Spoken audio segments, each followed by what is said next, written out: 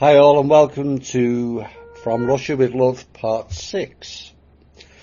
Right, this was not originally a part of my series. Part 6 has now become Part 7, which is about 80 to 90% done.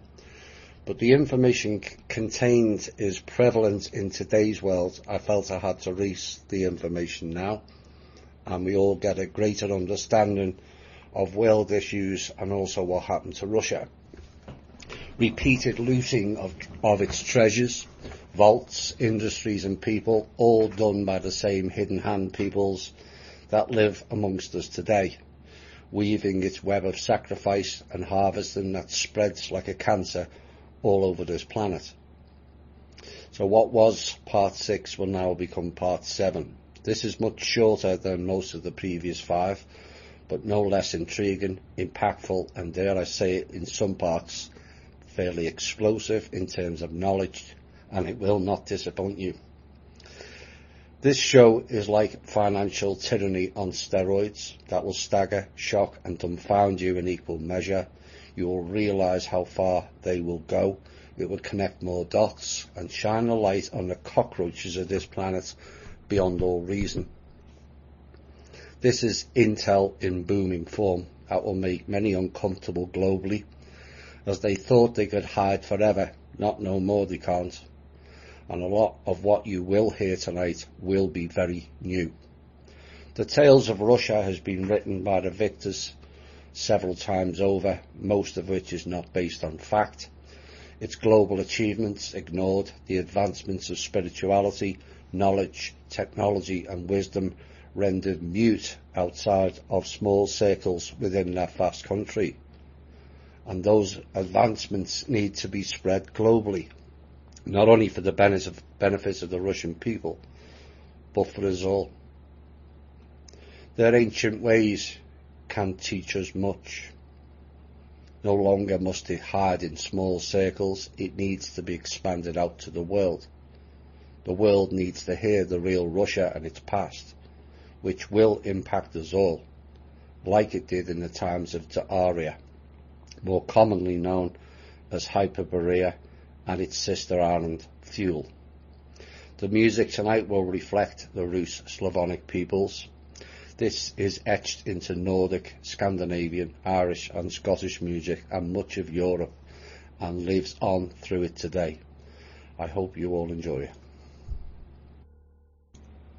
Hi all, I hope you like that music. I think they're called Trag, Gloginji, if I pronounced that correct. I'm going to need, there's a few tongue twisters tonight that I'm going to have to get through, but you'll get the gist of it all.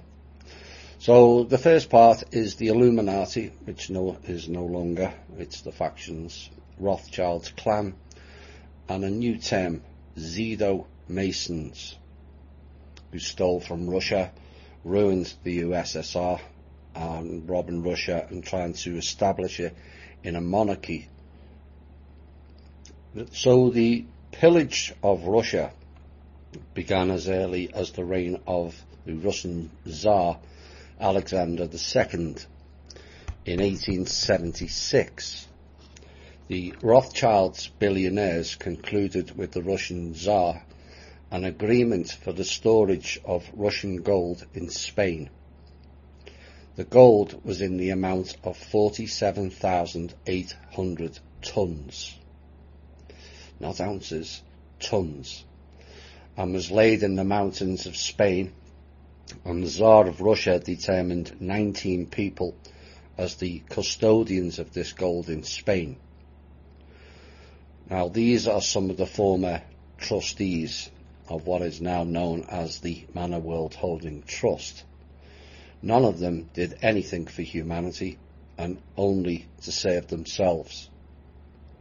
Now, one of the Rothschilds became a financial manager in the royal treasury, and the Rothschilds clan stores all the documents for this gold in the state of California, America, and is currently, it is said, the owner of this gold, except they're not, as it all belongs to the trust now. and it will be transferred back to Russia when safe to do so. Now, back in 1904, a group of representatives of 48 states, that's not states of America, that's countries as they used to name it then, is known as the G48, at a secret meeting in Paris, approved the procedure for the establishment of the international financial system and the world monetary source, and was a nice precursor for the becoming monstrosity known as the Federal Reserve. So how it was all set up. So the Russian Tsar Nicholas II, in agreement with the leaders of other states, which is countries, decided to create the League of Nations, now called the UN. Now, it was said to improve trade relations between countries, but the reality of it was much different, as we all know, and it was decided on the basis of the League of Nations to create a single world financial centre with its own currency. Now, to create a golden pool, which is an asset base of the League of Nations, Russia, through the banker of House of Romanov, Edward Rothschild, contributed to the authorised capital of the world financial system by delivering 48,600 tons of gold to America, which was then sent to the Fort Knox store. With this delivery of gold to America in 1904 through 1912, Russia received rights to assets in the golden pool in the amount of $52 billion in gold. But the Rothschilds deceived Nicholas II, the Emperor of Russia, after he took out the gold to ensure the operation of the new world currency.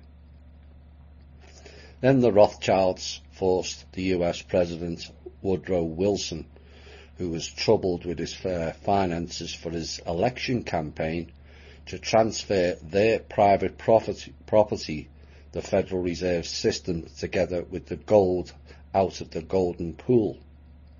In other words, the Rothschilds asset-backed the Fed with the Russian assets. In 1912, HSBC Bank issued 12 Liberty Bond certificates, which was transferred to the US President, which then in 1913 were deposited in the banks of the US Fed system.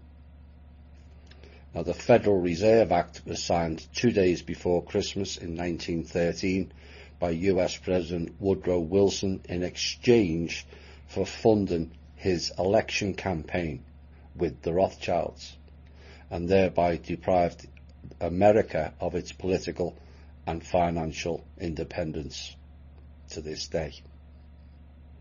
So the Federal Reserve was created, which is a private enterprise of the Rothschilds, was founded in 1910 during a secret conference on the island of Jekyll.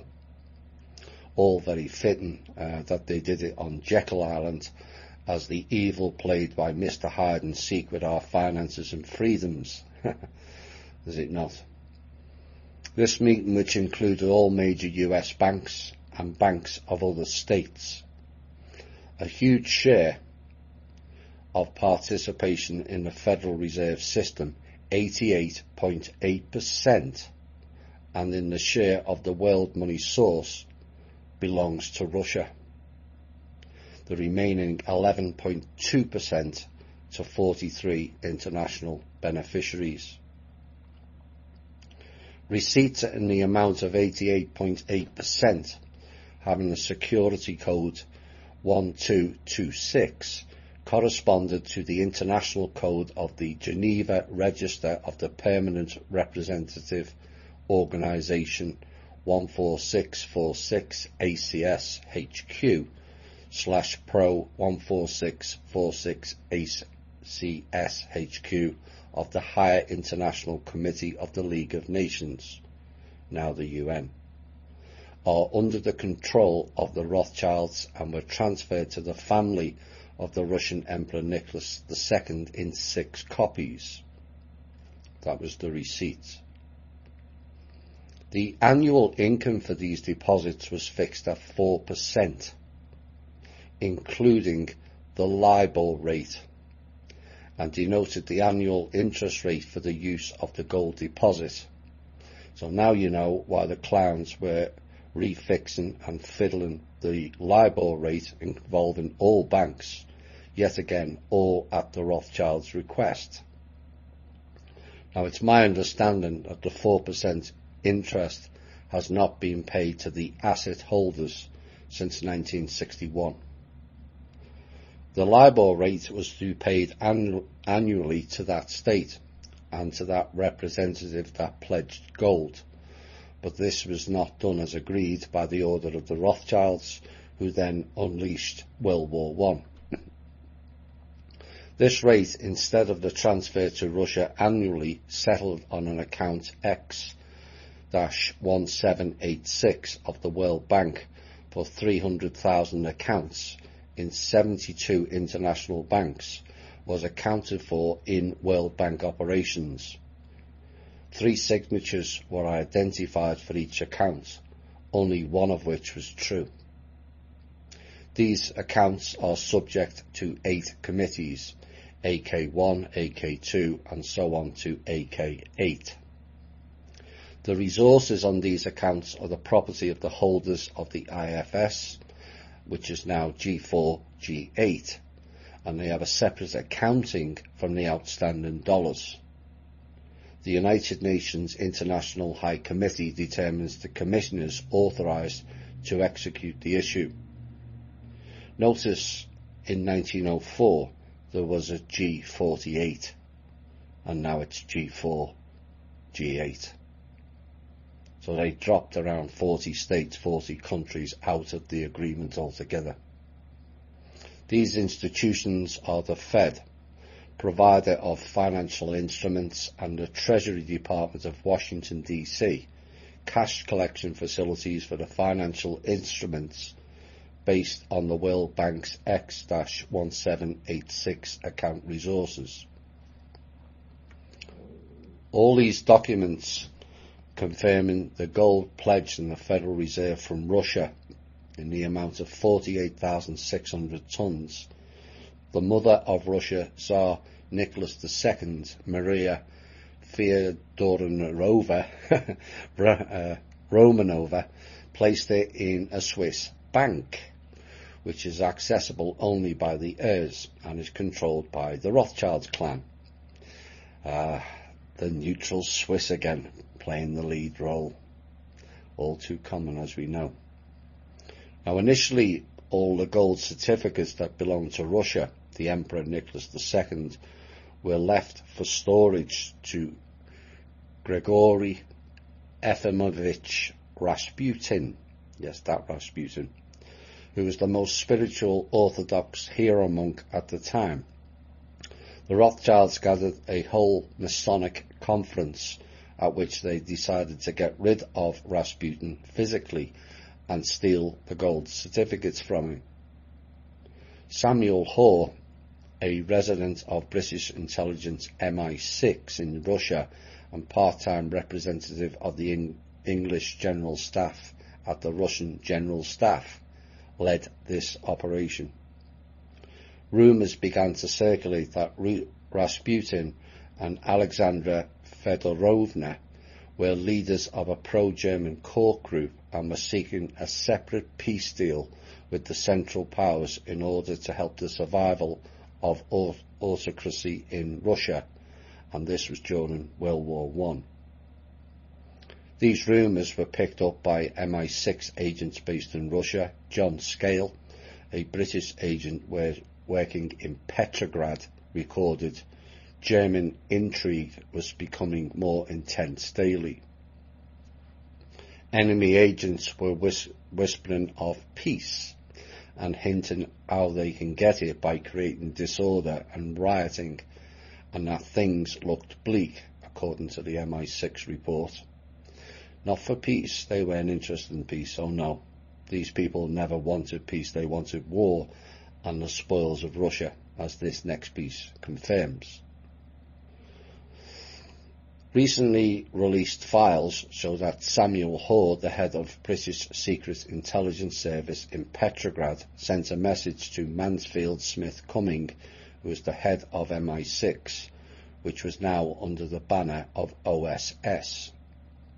Hoare said he believed that Rasputin was sabotaging the Russian war effort, and if he was murdered, the country would be freed from the sinister influence that was striking down its natural leaders and endangering the success of its armies in the field. What he means by natural leaders is not a reference to the Russian people, but the Zionists.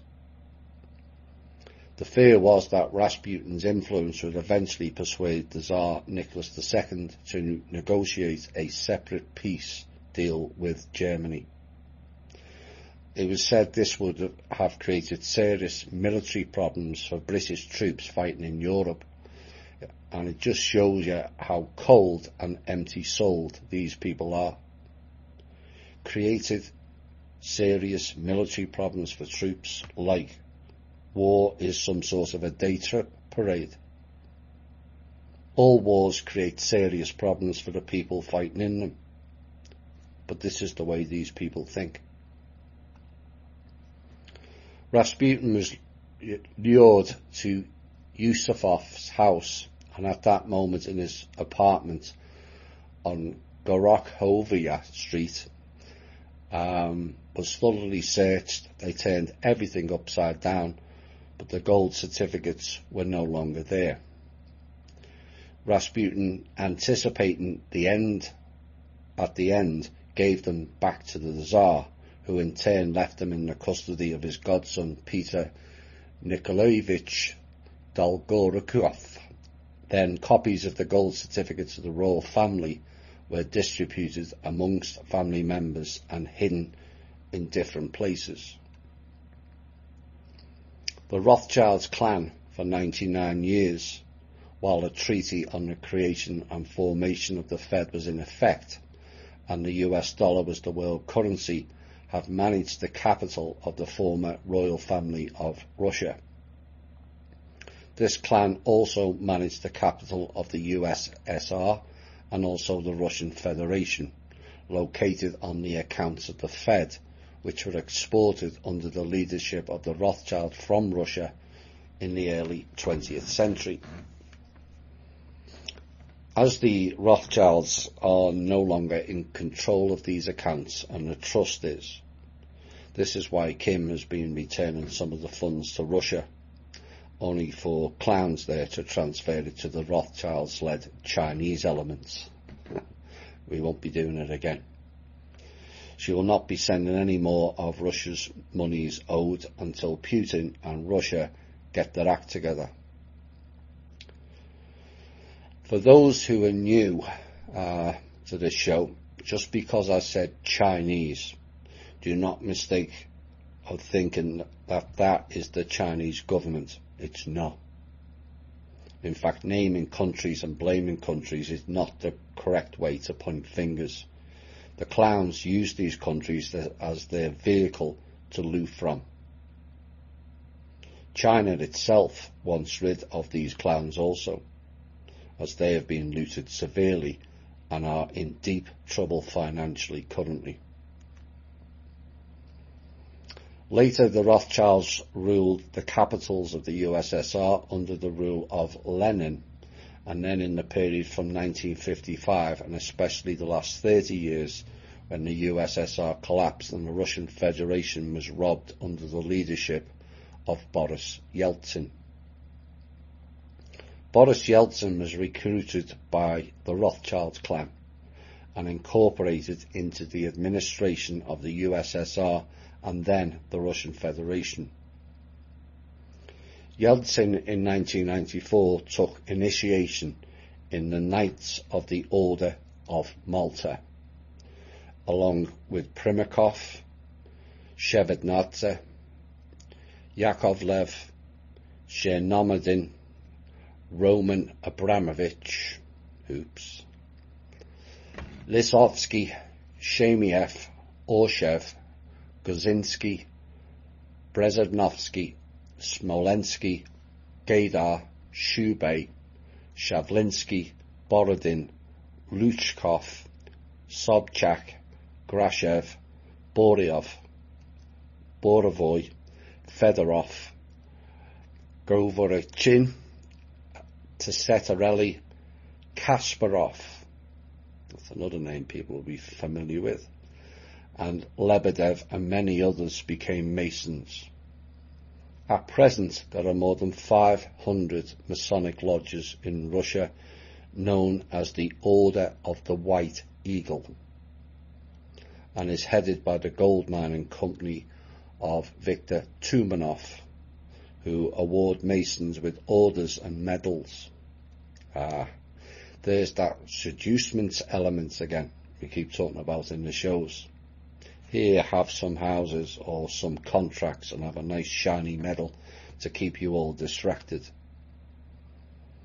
In the governing bodies of the country, there are now 356 Masons who receive orders and medals from the hands of the Chevalier of the Order of Malta. Maria Vladimirovna Romanova and her son Georgy Hohelazern have also been added in recent years. Maria Romanova and her son Georgy are false heirs to the Russian throne and are constantly in touch with the Rothschilds, and on the order of the latter systematically visit Russia and practically set the tone for all Masons in the government and other state bodies of the Russian Federation, aimed at the collapse of the Russian Federation and the establishment of a Russian monarchy. The State Duma of the Russian Federation and the Federation Council of the Russian Federation are also headed by Masons under the control of the Rothschild clan. At present, when the Fed term dated 1913 expired, the Rothschild clan is trying to extend its management of the Fed and Russian capitals and the existence of the US dollar through false heirs represented by the Chevalier of the Order of Malta, Maria Romanova, and her son George Hohenzollern, and other members of the Order of Malta, who rule the Russian Federation in secret from the Russian people and trying to establish a monarchy in Russia. Essentially, what they're trying to do here is install a new controlled Russian royalty into Russia, then demand the return of the Russian assets out of the trust, and then the Rothschilds has control of the gold again and starts up a new Fed, likely based in Russia, which in turn will anger the Chinese elements, which then creates division between Russia and China. And as Rothschilds will play both sides, this is how these clans operate at this level. It was the Rothschilds clan that in 1917, through their representatives in Russia, Zvitovsky and Ryabushinsky, financed Trotsky, Lenin and his team, organising a revolution in Russia, and then demanded Lenin to destroy the entire Tsar family of Nicholas II in order to become the owners of all the capital in the Fed on behalf of Russia.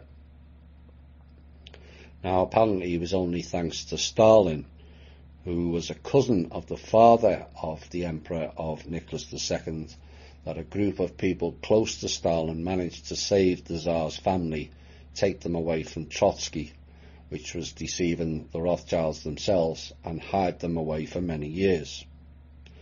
So much so that the people in Russia were unaware of this fact for several decades.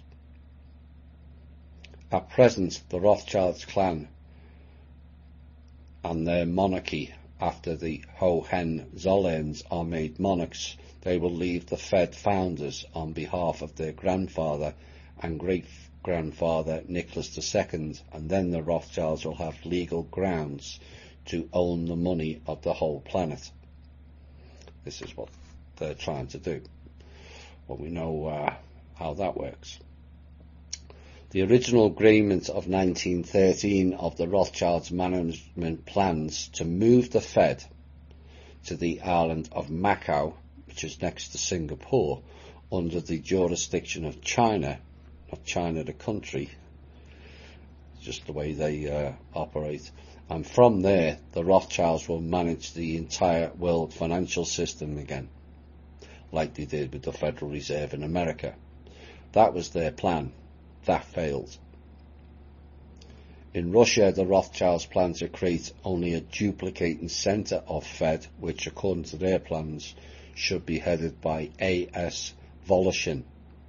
Voloshin was retained in the government when Putin took over in 1999, and Voloshin resigned on the 29th of October 2003.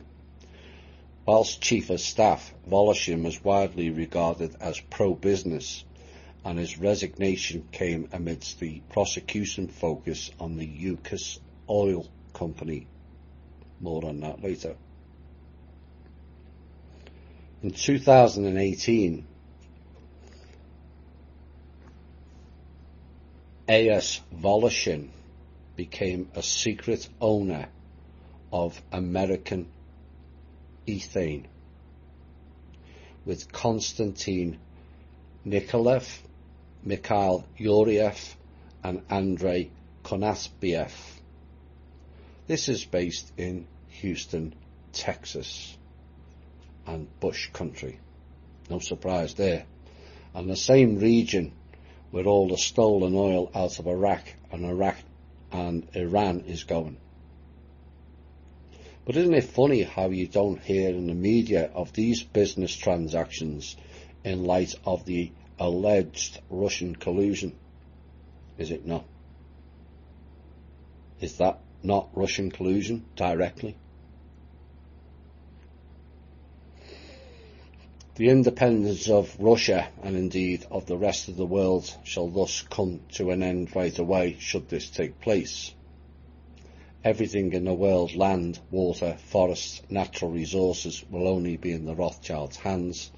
They already, through the Christian fund of V.I. Kobzar, bought up all the lands in the European part of the Russian Federation.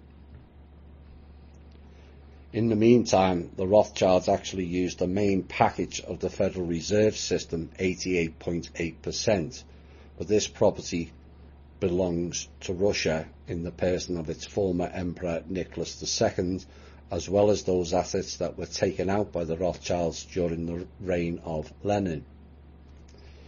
After that, this export of gold took place according to the international agreements signed by the USSR during the reign of Khrushchev, Perlmutter, Brezhnev, Budalovsky, Andropov and Fleckstein during the period of Gorbachev's rule, with the help of the special group called Z, or Z for those in Europe, under the secret Washington agreements, and during Yeltsin's rule through exported capital and the so-called Yeltsin's family. It should be emphasized that the group Z was established in the USSR on the initiative of the Rothschilds. After the signing of the Washington agreements by the Rothschilds and other Federal Reserve managers, Rockefeller, Morgan, Baruch, with the traitors of the Russian people, Dolgich, Falin, Pagodin, Bayakovsky, Ermelev and others in September 1977. I think by now we all know who the Z group represents, don't we? Yes. This agreement provided for the training of influence agents, the construction of clandestine factories, the export of gold, diamonds, rare earth minerals, oil and money through specially created funds and banks under the control of the Mason traitor V.V. Gerashenko, under the pretext of allegedly creating a safety cushion for future generations and the prevention of World War III. It's a bit like the CAFR account in America. You know, saving for a rainy day for the States. Yeah, right. Pull the other one, it's got balls on. To carry out this operation, the Rothschilds clan created a special organisation called Fonton at the Fed. Fonton initially in 1980 through 1984 on the territory of the USSR formed a special group of individuals with non-Russian nationality numbering 184 people who all studied in Uzbekistan and then in Chekhov, which is in the Moscow region. This group, under the provisional name Z, included persons hostile to Soviet power who were heirs of the former Tsarist estate and princely families of the Tsarist Russia, who through their activities sought to regain their property lost in 1917, and then in the late 1980s another 2,000 people joined this group. To finance this special group Z operating in the USSR, which activities were directed at undermining the ideological and economic foundations of the USSR, the Rothschilds created in 1982 a special fund called Wonta, which accounts replenished by the Fed due to the order of the Rothschilds, later used to create 33 financial funds in the USSR, and these funds engaged in the withdrawal of capital from Russia. Yes, the Wonta funds, as in Leo Wonta. Those funds were stolen by him and his Langley II co-conspirators to loot Russia again at the behest of the Rothschilds. Leo was then subsequently thrown under the bus and cut out of the deal and then thrown into jail for good measure. You see, this is what happens to agents. They all think that they're important, but all of them are expendable. Amongst these funds that were created, 33 financial funds, the names of them, not so much the Russian names, but the names of the projects should alarm people. Gladyshev Foundation, headed by V.I. Gladyshev, Social Protection Fund of Youth, of Kononovich, E.I. Kononevich, the Planeta Foundation, as Harmachev, Simcoe, Inter-Regional Public Charitable Foundation, Man, Earth, Universe, later renamed as the non-profit organisation Charity Fund CZV, S.I. Posilov, Non-Profit Partnership International Fund for the Formation of Energy Flows, Menashev Egorova Kononovich, whose the head was E.V. Egorova, Interregional Public Fund for Social Support of Veterans of Civil Service, fund called Referent,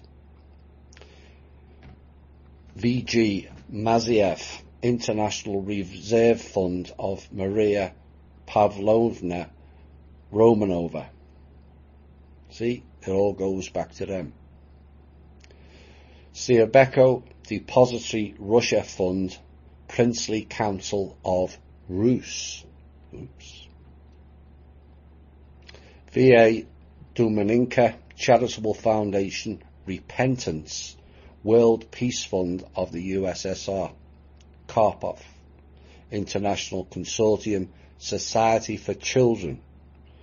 Now the head of both of them were Zagreb Belini, and the Fund for the Promotion of Scientific and Technical and Cultural Programs.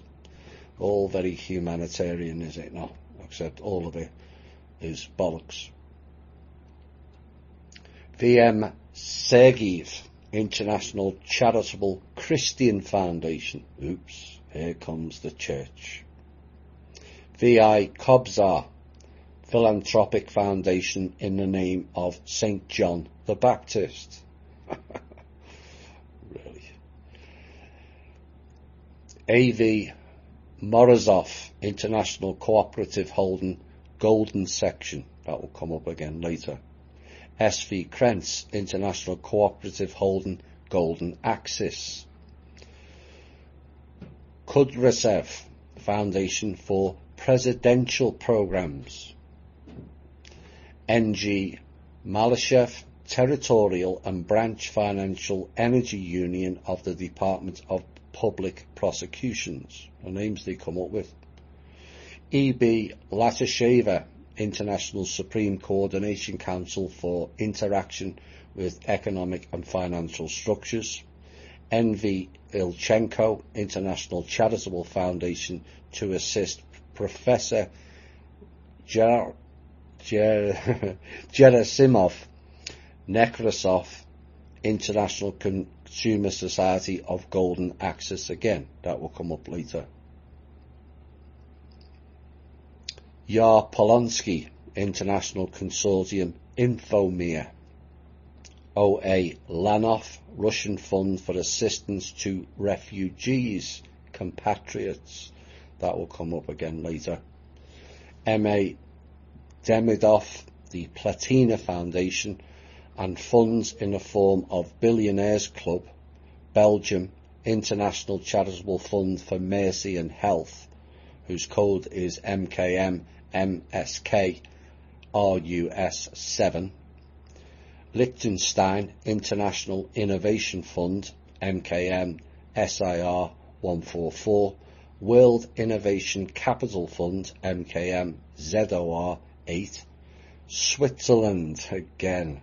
World Insurance Fund, MKM ARS 24. Germany World Indivisible Fund, MKM UR 27. Monaco World Accumulation Fund, MKM SWET 9. England Investment and Industrial Consortium, Zoloto Sechny. France Scientific Consortium, Zoloto Sechny. Spain World Foundation for the Survival of Humankind, also same name, Zoloto Sechny. The same World Club of Billionaires was created in Russia in the form of the Consumer Society Club MKM under the leadership of General SVR Merkulov, and for the management of all these companies, the management company Consumer Society International Cooperative Holding, Zoloto Sechny, was established with the General Director S.V. Krentz, that name again.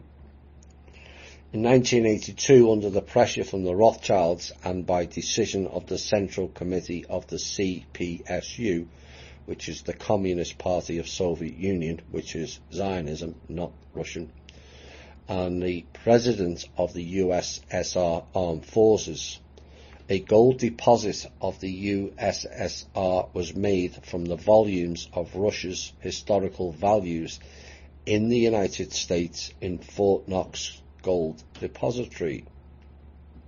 This depository mortgage provided for the satisfaction of the investment needs of a number of states in agreement with the USSR as the guarantor of the world.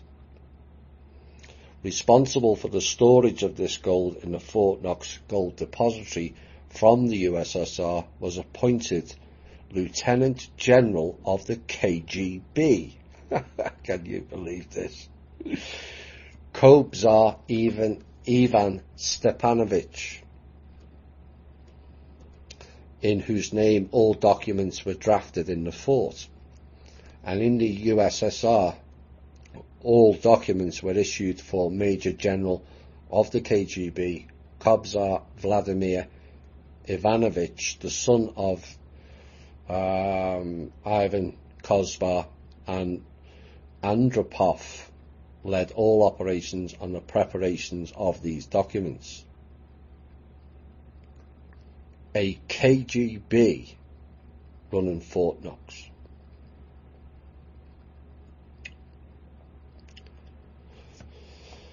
So to the American people who have been told to fear those nasty Russians and those communists, how does it feel to be told that a KGB Russian agent was employed inside Fort Knox?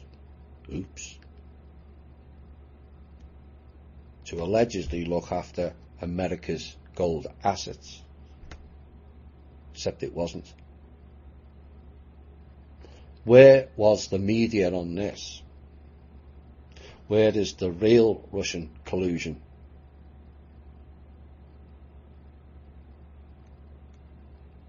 Except the majority of these people are not Russian at all, but Zionists.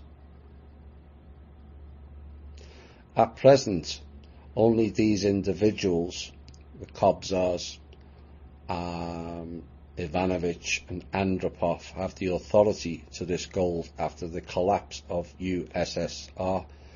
At present, this deposit in the amount of 35,000 tons of gold was transported to a storage facility in, go figure, Houston, Texas. Of course it was, and straight into the hands of the Bush cartel, operating under the Rothschilds banner. As I've said many, many times, there is no gold or little of it left in Fort Knox. It's all a front. It's gone. This collateral gold was used as a tool for the formation of their own independent investment funds and subsequently used for targeted programs of the President and the government of the Russian Federation. All is issued through the certificate of a gold stock on 1 million American gold ounces, each in the form of bonds.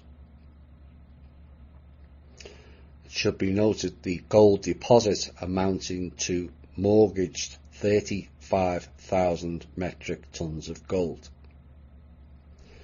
Debt receipts are then issued by the US side, represented by the US Federal Reserve Bank, in favour of the USSR, which indicates the right to sign by a single individual, V. Kobzar, who was appointed by Andropov. The International Charitable Christian Foundation was established under the leadership of the Rothschild clan and the Masons of Russia and several religious structures. Churches of the Name of Christ, Baptists, Jehovah's Witnesses, Pentecostals. Now, among the founders, there were no official Catholics, Orthodox, or Old Believer churches. The original Russian Orthodox would not buy into this. Still think the Christian is anything to do with Jesus? All a banking front organisation, including the head bank of that field, the Vatican. Money launderers, the lot of them. Now this foundation, Charitable Christian Foundation, has branches in more than 150 countries. The centre of this foundation is located in America, where it is headed by a Protestant, a former Soviet dissident prisoner, dear, who spent 18 years in jail, and now the personal confessor to the wife of the former US President, Hillary Clinton. Oh dear. Ivan Stepanovich Kobzar, the personal confessor to the wife of the former US President, Hillary Clinton. Russian collusion. In Moscow, his son V. Kobzar heads the branch of this foundation. You know, can you believe all this shit? It's so far removed from the narrative we were told in public, or by alt media clowns either. It just beggars belief. Perhaps we should rename Anne to Clintonovsky, or Fuckovsky, more like it. Remember that Anne is a Rothschildian, and Bill is a Rockefeller. Another one of their fake marriages of convenience. But that last piece confirms from the From Russia with Love series all in one paragraph. Fake Russians, Zionists, churches and charities all involved. Slush funds and the bullshit theory of the commies are coming when they arrived over 100 years ago. And no, Russians are not commies or communists. People have to quit falling for that illusion. This is the cult of Ra, Kali Ma, worshipping, sacrifice and death cult. Using more modern day terms like Zionist, Masons, Templars and Jewish. But how does it feel as an American to be told all of your development, progress and lifestyles over the last 100 years or so was built off the back of the Russian peoples? Oops.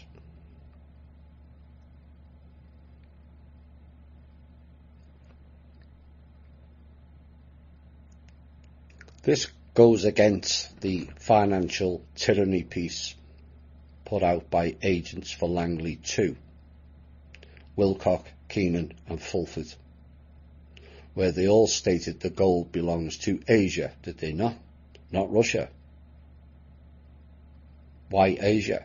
Because the Feds were transferring operations to Macau under the control of China, but being ran by the Rothschilds. Now, the original financial tyranny document was written by an English person, and the one Wilcock used for his piece was heavily doctored and nowhere near the original findings by the original author. That author contacted me a few years ago, had his home ransacked, and that document was seized by MI5/6, and upon leaving the house they nailed his cat to the front door and killed it as a warning for him to quit.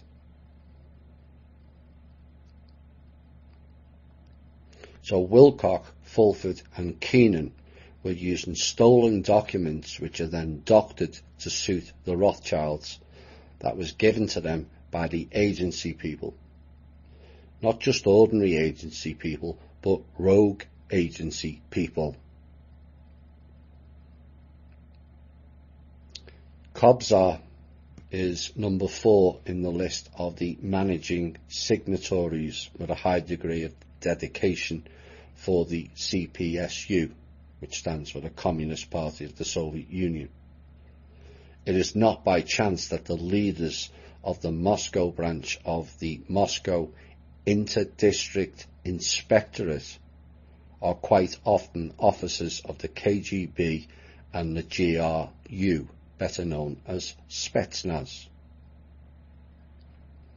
Relatives of the former leaders of the CPSU and USSR, Suslov, Primakov, etc., and there are groups of them in Hong Kong, London, Germany, Australia, Latin America and Canada. We're going to have a music break. We'll be back with more soon. Singer Malada, I'm not going to pronounce that in Russian. Nebnua Manania, whatever that means. Right, let's get on with more of the show. Now, since October of 1994, the organised international criminal community, consisting of citizens I. Kobzar, his son V. Kobzar, V. Romanova, S. Erganova, and I. Bektina, foreign citizens through Infinco and the International Charitable Christian Foundation and the Sostek Holding Company, and the Sostek Monitoring Company, and both companies are headed by Viktor Durov with the assistance of Binitex, Shamakov, and the support of heads of power structures that stole and smuggled out of Russia around $2 trillion US, which settled on private accounts of those and other individuals in the Western banks. Now, this money supply was collected from various regions by the financial and industrial group on the so-called Chechen Avizo in the amount of $86 billion. Oil exports and other sources, including budgetary funds in the amount of $100 million, which were transferred from the Central Bank of Russia under the control of the Rothschilds and appointed by Gerashenko and Paramanova to the above companies, and these budgetary funds were then never returned to the state, back to Russia. This is essentially the same as what happens in America with the Fed and the IRS. All monies get funneled out of the country and not a single dime goes to America. That practice is now halted in America, as I understand. To steal and withdraw this money and supply it to the Western banks, Infinco opened 20 representative offices abroad, through which money was exported, in particular to banks in London and England. 20 million went to London. In Liverpool, 20 million was sent there. Australia, Sydney, Canberra, $200 million. Washington, USA, and San Francisco, 100 million each. Sweden, Stockholm, 20 million. China, Shanghai, $20 million. South Korea, Seoul, $10 million. Japan, the island of Tenerife, the Canary Islands, Cyprus, Nicosia, Kenya, Nairobi, South Africa, Cape Town, Mexico, Mexico City, Brazil, Rio de Janeiro, including 216 million, were then transferred through the Lithuanian embassy in Moscow, ENC. As a result of this operation, the return was $2 trillion, which in part were distributed among individuals in Russia and settled on the accounts of these Masons involved in this operation, notably Chubey and Chernomyrdin, plus other members of the family through whom the whole operation for exporting capital to Russians was launched. These Masonic families took 45% of the $2 trillion. In America, the Clinton family took 15%, $30 billion. And Yasser Arafat took 23%. Oh dear. Yasser Arafat was part of the system. Oh my. The remaining 17% went to England and Germany, Bernstein, Brinkman, and also Colombia to the drug lord Escobar family, which was run by the Bushes and the Langley 2 group. The money laundering of this financial group was carried out through the banks of Hungary. The Rothschilds and the Kobzars directly supervised the operation. In the London ABC Bank, under the control of the Rothschilds, a group led by Gerashenko and others stored the documents for 65,000 tons of gold, which became known as the so-called Philippine gold. Except it's not Philippine gold that the Langley 2 operators in the Philippines and also Indonesia, you all know that is, have been trying to loot. It was the Russian gold. This gold was imported by Japan to the Philippines from the countries it occupied. Documents received during the reign of Andropov in 1983 as the share of the USSR after the division of capital at the request of Stalin by the victors in the Second World War. Now this proves what I said in the Factions show, that World War I was about removing the Russian Tsars and the wealth of Russia. World War II is about several programs eliminating the Rus, the Whites, destroying Germany, France, Britain and America, plus stealing all the stolen gold again for a smaller select group. This is what the clowns are doing again now with their power play Libra, collecting all the funds and controlling it with a smaller group. History repeats always, unless it's dealt with. This gold was issued for the president of the church treasury member of the group Z, Gennady Tiniakov, one of the heirs of the ruling families in Russia, and Lezhnev oversees the account of the Philippine gold. Under this gold, 486 accounts were opened in various banks of the world in favour of Russia, which bears trillions of US dollars, managed by the Gerashenko criminal group and the Illuminati of the Masonic Order. But the Russian people do not get access to these funds, and they are not being introduced into the economy of the Russian Federation, but only being used by the Rothschilds clan and the traitors of the motherland. The traitors, I suggest, these people are not Russian. Upon closer inspection, most of them aren't, like Roman Abramovich. He's not Russian, he's Jewish.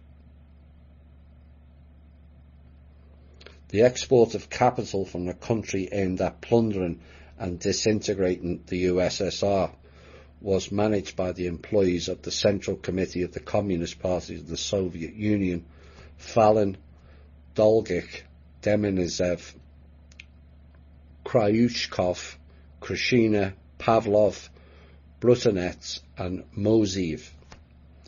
In fulfillment of the Washington agreements during the 4 to 5 years, underground refineries, new refineries, where foreign equipment was delivered, were built, and new technologies for gold, diamond and oil production were delivered.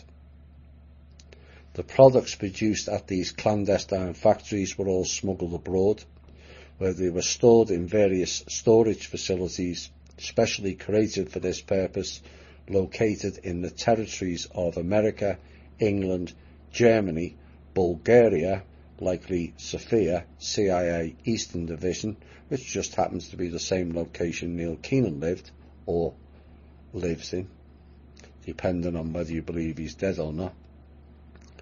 Hungary, Switzerland.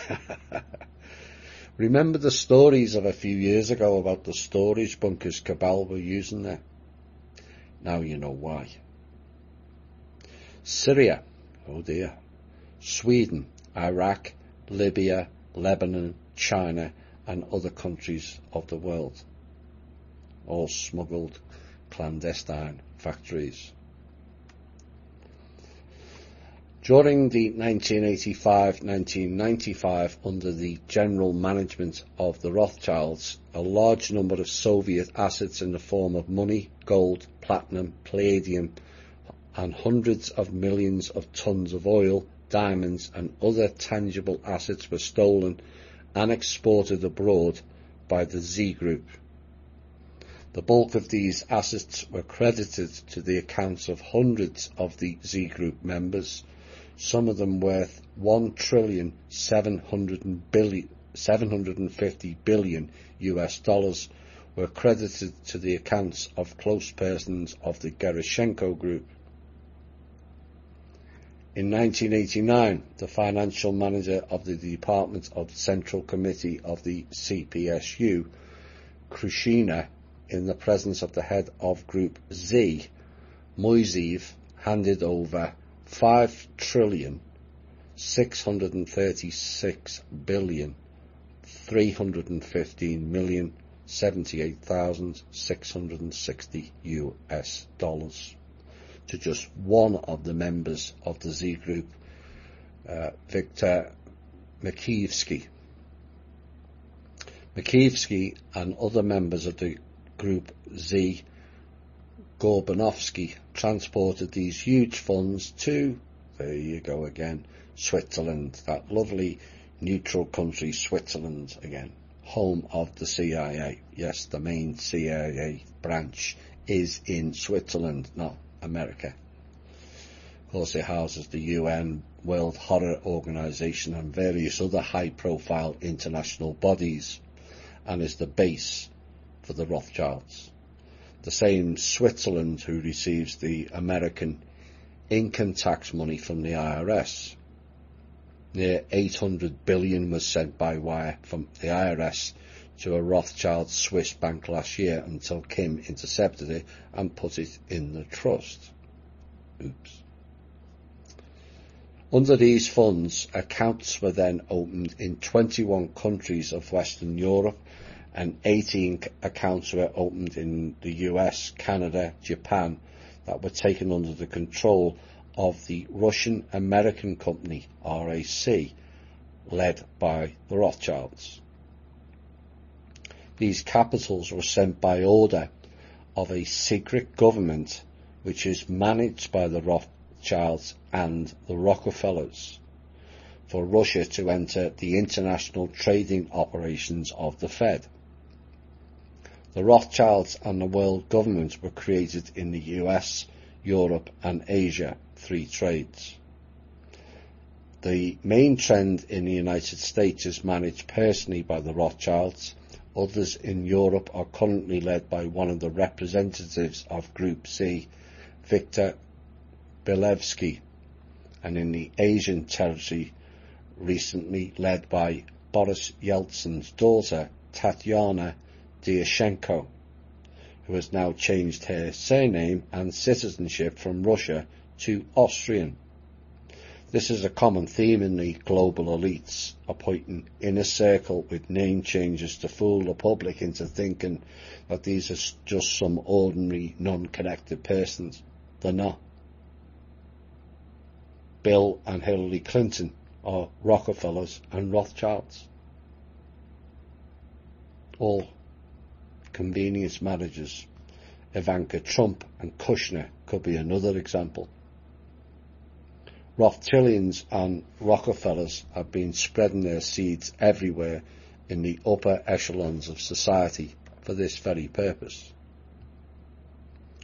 After the collapse of the USSR and the coming to power of Boris Yeltsin supervising the withdrawal of capital from Russia, foreign managers of the Masonic Order, Rothschilds, Rockefellers, Bush Sr. and Margaret Thatcher, demanded Yeltsin to take over the torch to further loot the Russian Federation. For Yeltsin's conspicuity, the secret world government, through the International Reserve French Fund, managed by the Knight of the Order of Malta, Maria Vladimirovna Romanova, in which the assets of Russia in the Tsarist period were concentrated, transferred 46.8 billion to Yeltsin as a bribe. Sure, the Russian people were pleased with that. These funds in April 1992 were divided into 5 parts and transferred to personal accounts of Tatyana Dyashenko, Chernomyrdin, Shemiev, Nazarbayev, and the American Al Gore.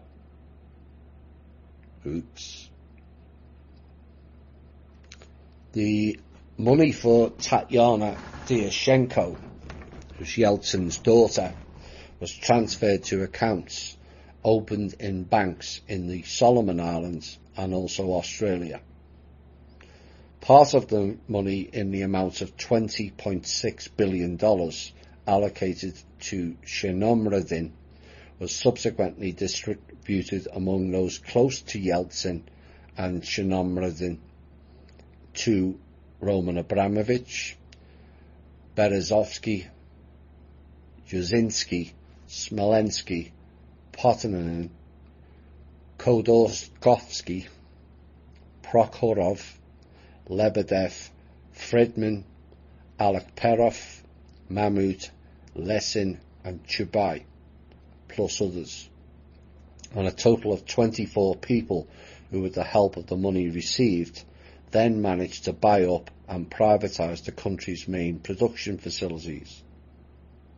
This facilitated the stealing of all Russian oil companies and the rise of the oligarchs. That's where all the money came from. Having received the above amount of funds through VEB from the International Reserve French Fund, Chenomredin, in agreement with Yeltsin on the command of the Order of Malta and the Rothschilds, signed an agreement with Al Gore on the sale of 500 tons of weapons-grade plutonium for $11.9 billion to the USA. $11.9 billion, when the real plutonium cost at that time was at least $8 trillion.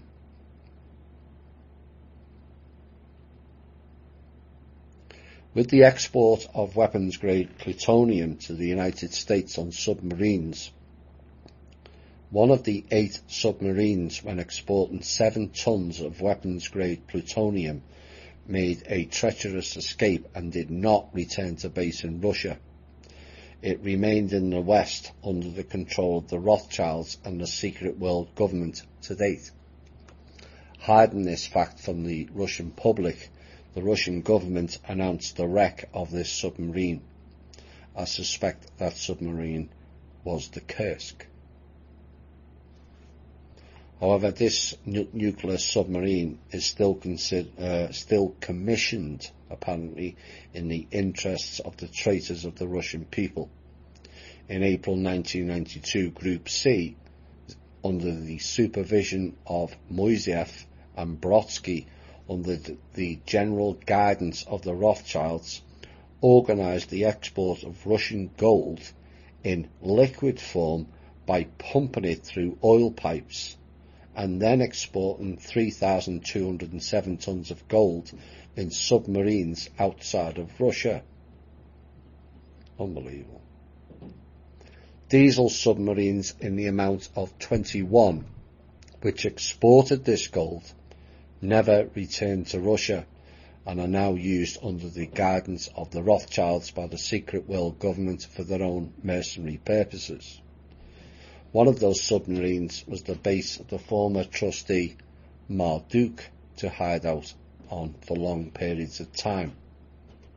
Now, ultimately, he lost his game of hide and seek, and we took him out 3 years ago.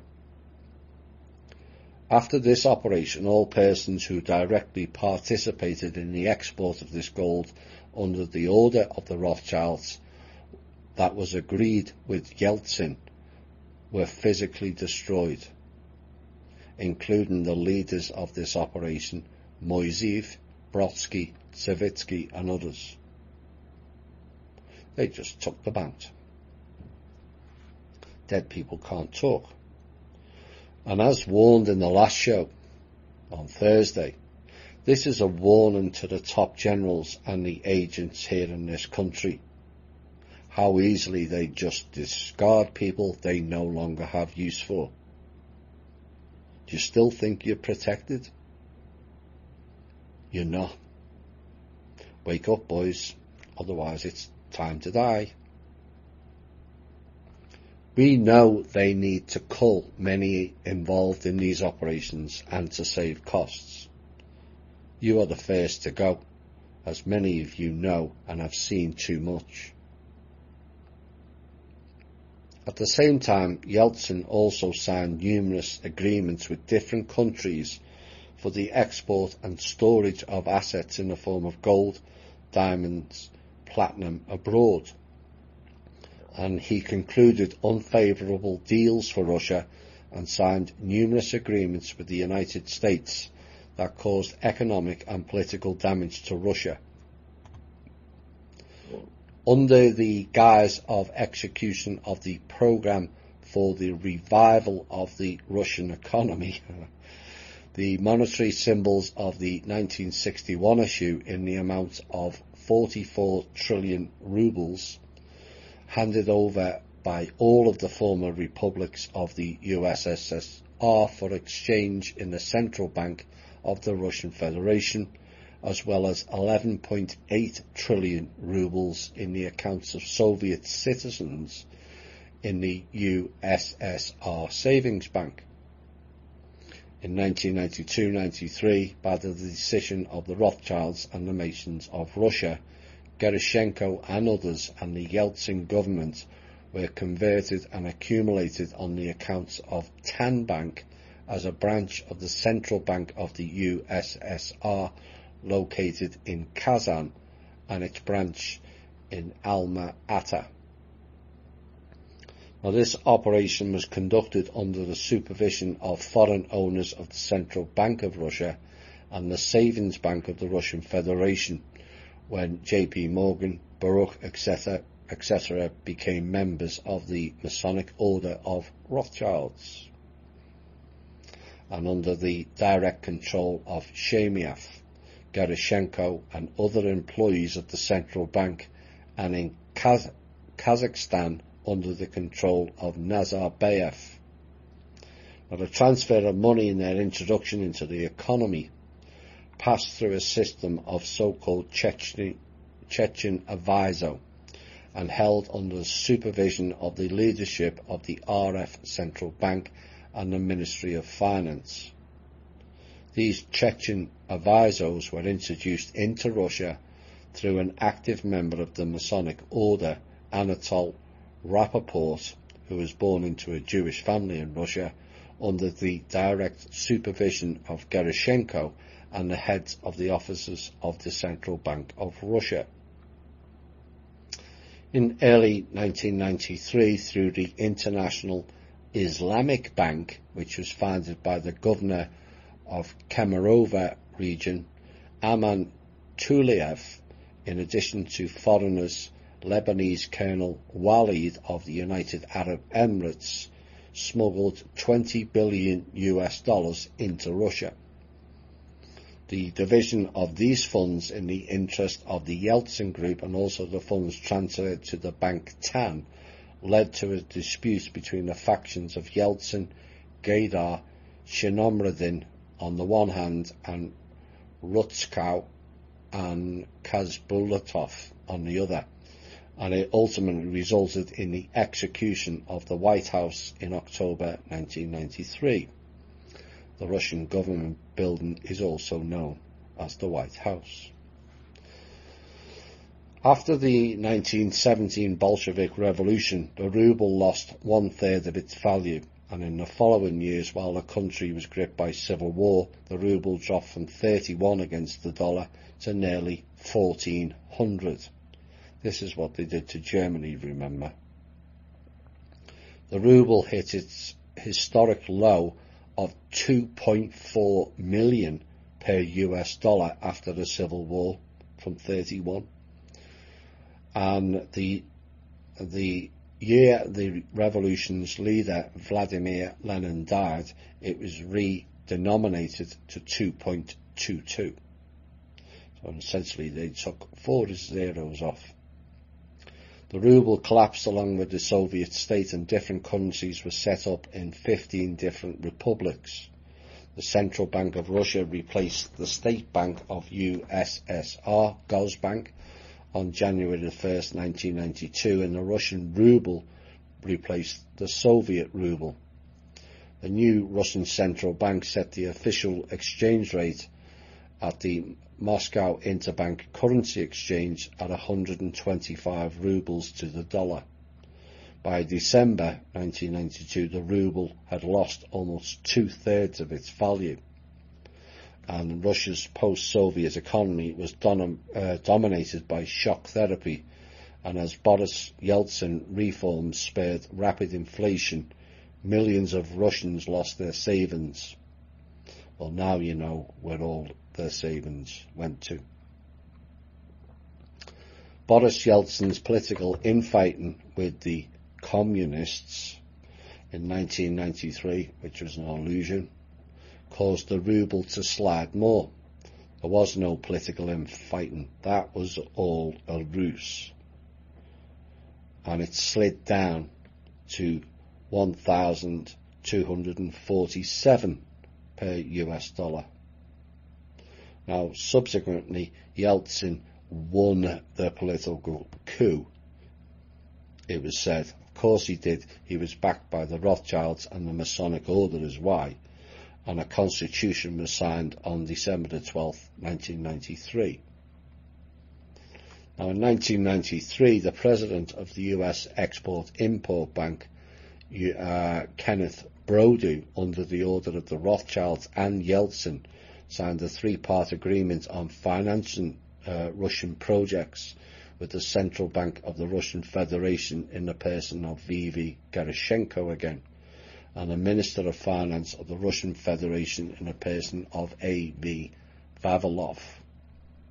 Now, according to the agreement, all projects supported by the Ministry of Finance of the Russian Federation in the form of guarantees of the government of the Russian Federation were subject to investment with the support of the European Bank for Reconstruction and Development in order to allocate funds provided by the IMF. In comes the IMF. Now, according to EBRD reports and the agreement signed by Kenneth Brodu, Gerashenko and Vavilov, 12 billion was then sent to Russia for the corresponding accounts of the Baltic Transit and Parex banks, and yet only $300 million arrived. And the sum of 11.7 billion was stolen with the assistance of the Rothschilds and transferred through the offshore zones to the personal accounts of the Rothschilds, Yeltsin, members of his family and members of the so-called Yeltsin family, Vavilov, Shabazz, Shinomradin and others. The all too familiar backdoor banking exercises known well now to our listeners of this show. Money goes in, it just gets taken out the back door. This then causes more financial upheaval in Russia. On October 11, 1994, an event known as Black Tuesday hit the Russian financial market and the ruble collapsed 27% in one day, which on top of a decline in GDP and massive inflation, which catapulted Russia into an economic recession. Now, by the end of 1995, chronic inflation had reached 200%. And in 1996, the currency closed at 5,560 rubles per US dollar. And an era of stability prompted the government to then devalue the currency and slash 3 decimal places. And on January the 1st, 1998, the ruble was set at 5.96 against the US dollar. Now, the bottom was ready to fall out of the economy, and on August the 17th, 1998, Russia announced a technical default on its 40 billion in domestic debt and ceased to support the ruble on the same day. At the time, the bank only had 24 billion in reserves. The stock market and the ruble both lost more than 70%, and nearly a third of the country's population fell below the poverty line. Along with the default came another mass devaluation of the ruble, and in 6 months the value of the ruble fell from 6 to the dollar to 21 to the dollar. In 2000, the Accounts Chamber of the Russian Federation conducted an audit of Veshtorgbank of the Russian Federation, but this bank, at the direction of Gerashenko, refused to provide full information on the tranches of 1994 1993 through 1994. In other words, it's all very like the Fed. No audit games, is it not? And therefore the accounts chamber of the Russian Federation indicated in the report that the amount of 11.7 billion, which is the amount stolen by the Rothschilds out of the 12 billion that was sent to the Russian people, was then included in the total external debt of USSR and subsequently passed on to the Russian people to pay back. Again, just like the Federal Reserve antics in America.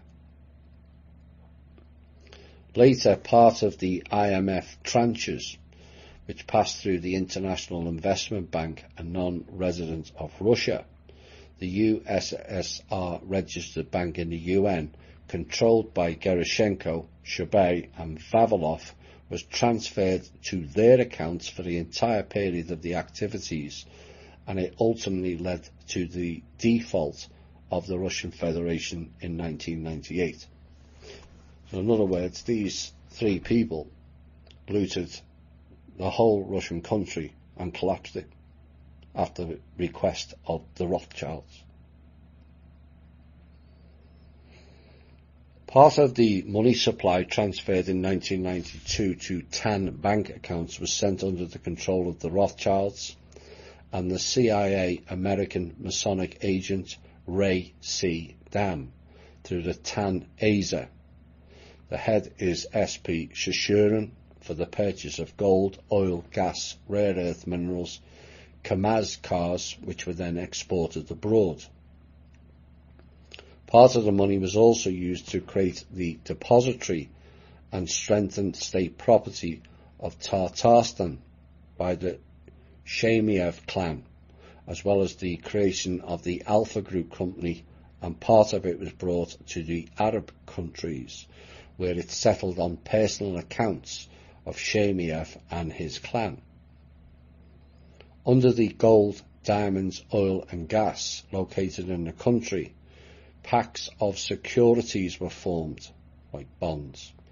Then through the company DGK plus CJSC, created for these purposes under the leadership of the member of the US Federal Monetary Committee and a member of the Security Council of Russia, Kononevich, the packages of securities were pledged to the US Federal Reserve and foreign banks. Just hand it over. As a result of the activities of the company DGK plus CJSC in the period 1994 through 1998 in 74 banks of the world, huge amounts of money have been accumulated. Hundreds of trillions of US dollars. Just stolen. These capitals in the form of money, gold, diamonds, platinum, steel, oil withdrawn from the country through the TAN ASA TAN Bank, SP Shashurin Charitable Foundation and hundreds of other companies and funds were withdrawn from the financial turnover of Russia and are under the control of the Rothschilds.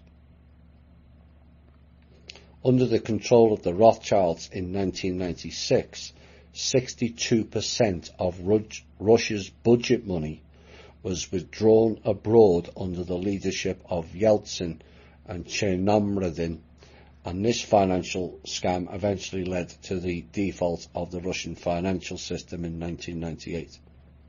This is what they're doing to America currently. And clowns like Mnuchin and others are facilitating it. Part of these large funds, amounting to $42.8 billion, was used by the Rothschilds to cover US debts to the Fed, and the rest were kept in foreign banks on accounts of various company funds and frontmen: Zagreb Elnoy, Ushakov, Karulin, Shazkir Zinov, Lyakov, Pospelov, Shirilov, Berezovkin, and the US citizen Majalescu, Fraser from Canada has, and many others. Only in the banks of the Solomon Islands there were 37.8 trillion US dollars that belonged to Russia. From the USSR and Russia between 1986 and 1998, 22,110 tons of gold were stolen and exported under the control of the Rothschilds, of which 11,200 tons were smuggled out, 9,700 tons of platinum, hundreds of tons of copper, millions of tons of oil, silver, tens of tons of rare earth minerals were exported. All of the country's riches are kept abroad and subsequently leveraged against. Hundreds of accounts have been opened for gold, and 2% of the exported gold assets was the shares of the mason Lushkov, and was then transferred to the accounts of his wife, Baterina Intenko, of the company CJSC. In particular, the authorised capital of Intenko was transferred from Tenbank in 1994, 4,680,000,000 rubles, and stolen and exported diamonds worth a total of 2 trillion US dollars were kept in 8 foreign banks. In the Standard Chartered Bank USA, there are 8 tons of uncut diamonds smuggled out of Russia illegally and credited on the former employee of the SVR of the Russian Federation, Drobyshev, now a citizen of Germany. Part of the diamonds and gold under the control of shadow business are hidden on the territory of Russia, Uzbekistan and Belarus. Standard Chartered Bank is a high-end money laundering operation, and they are also involved in child sex trafficking. They funnel money via the Boston Red Sox and Liverpool FC owner John Henry. Under the control of the Prime Minister of Tatarstan, Muratov and Shemiev, in 1993-94, 2,050 kilograms of gold together with diamonds for the amount of 2.8 million US dollars were exported to Israel. In total, through the Tan Asia, via 268,000 payment documents, $73 trillion of Russian assets has been withdrawn overseas, which are stored in the bank Santander, and a total sum of 116 trillion is taken out of Russia and stored overseas. The stolen funds were transferred and kept under the control of the Rothschilds clan in the accounts of the Medfin Group Foundation, the Erdogan Foundation, hello, Turkey, the Jacques Chirac Foundation, the Gorbachev Foundation, the Gladyshev Foundation, and many other companies and foundations of the world, and international clubs of billionaires under the control of Colonel General of SVR Merkulov and his company Golden Section, Golden Axis, and others. The Group Z, under the common control of the Rothschilds clan and the managers of this group, continues to own, use and dispose the material means taken out of Russia. The international government manages these capitals in its own interest through the company of Gubkin, and Grafer Valery Isakovich, chairman of the board of directors of JSC Ritek, Igorevich again, chairman of the board of directors of Synergy Technologies, Nikolaevich, director of the Institute of Oil and Gas Problems of the Russian Academy of Sciences. Does that make any sense, that company? It's all fake fronts. Alexandrovich, first president of RAACS. Ivanovich, ambassador extraordinary and plenipotentiary of the Russian Federation. Alexandrovich, again vice president of the Russian Academy of Natural Sciences. Pavlovich, the vice president of the Russian Academy of Sciences. Ivanovich, again chairman of the board of Russian Society of Civil Engineers. Ivan Shurevovich, president of the International Fuel and Energy Association, oligarch. Abdulovich, head of Most One Limited. Patton Boris Evgenovich, president of the National Academy of Sciences of Ukraine. That should all be too familiar. Fak Raznovich, director of OJSC Tatneft. Nikolaevich, member of the Federation Council. Grigorievich, president of the Russian Union of Oil and Gas Constructors. Konstantinovich, chairman of the Council of the Union of Oil and Gas Producers of Russia. Nikolaevich, president of the Russian Union of Industrialists and Entrepreneurs. What this is all telling you is they took over all the main industries with the stolen money out of Russia. They took the Russian money, they took the Russian businesses, and they took over and run it, and then they keep the money. It's like a double dipping. Chairman of the board of Mikrus, Savalevich, and the deputy chairman Gan Barovich. Members of the board Bard Ardenov, Alexeyevich, Alexevich, and a whole heap of other names that I'm going to end up with no tongue. It's going to end up down the back of my throat.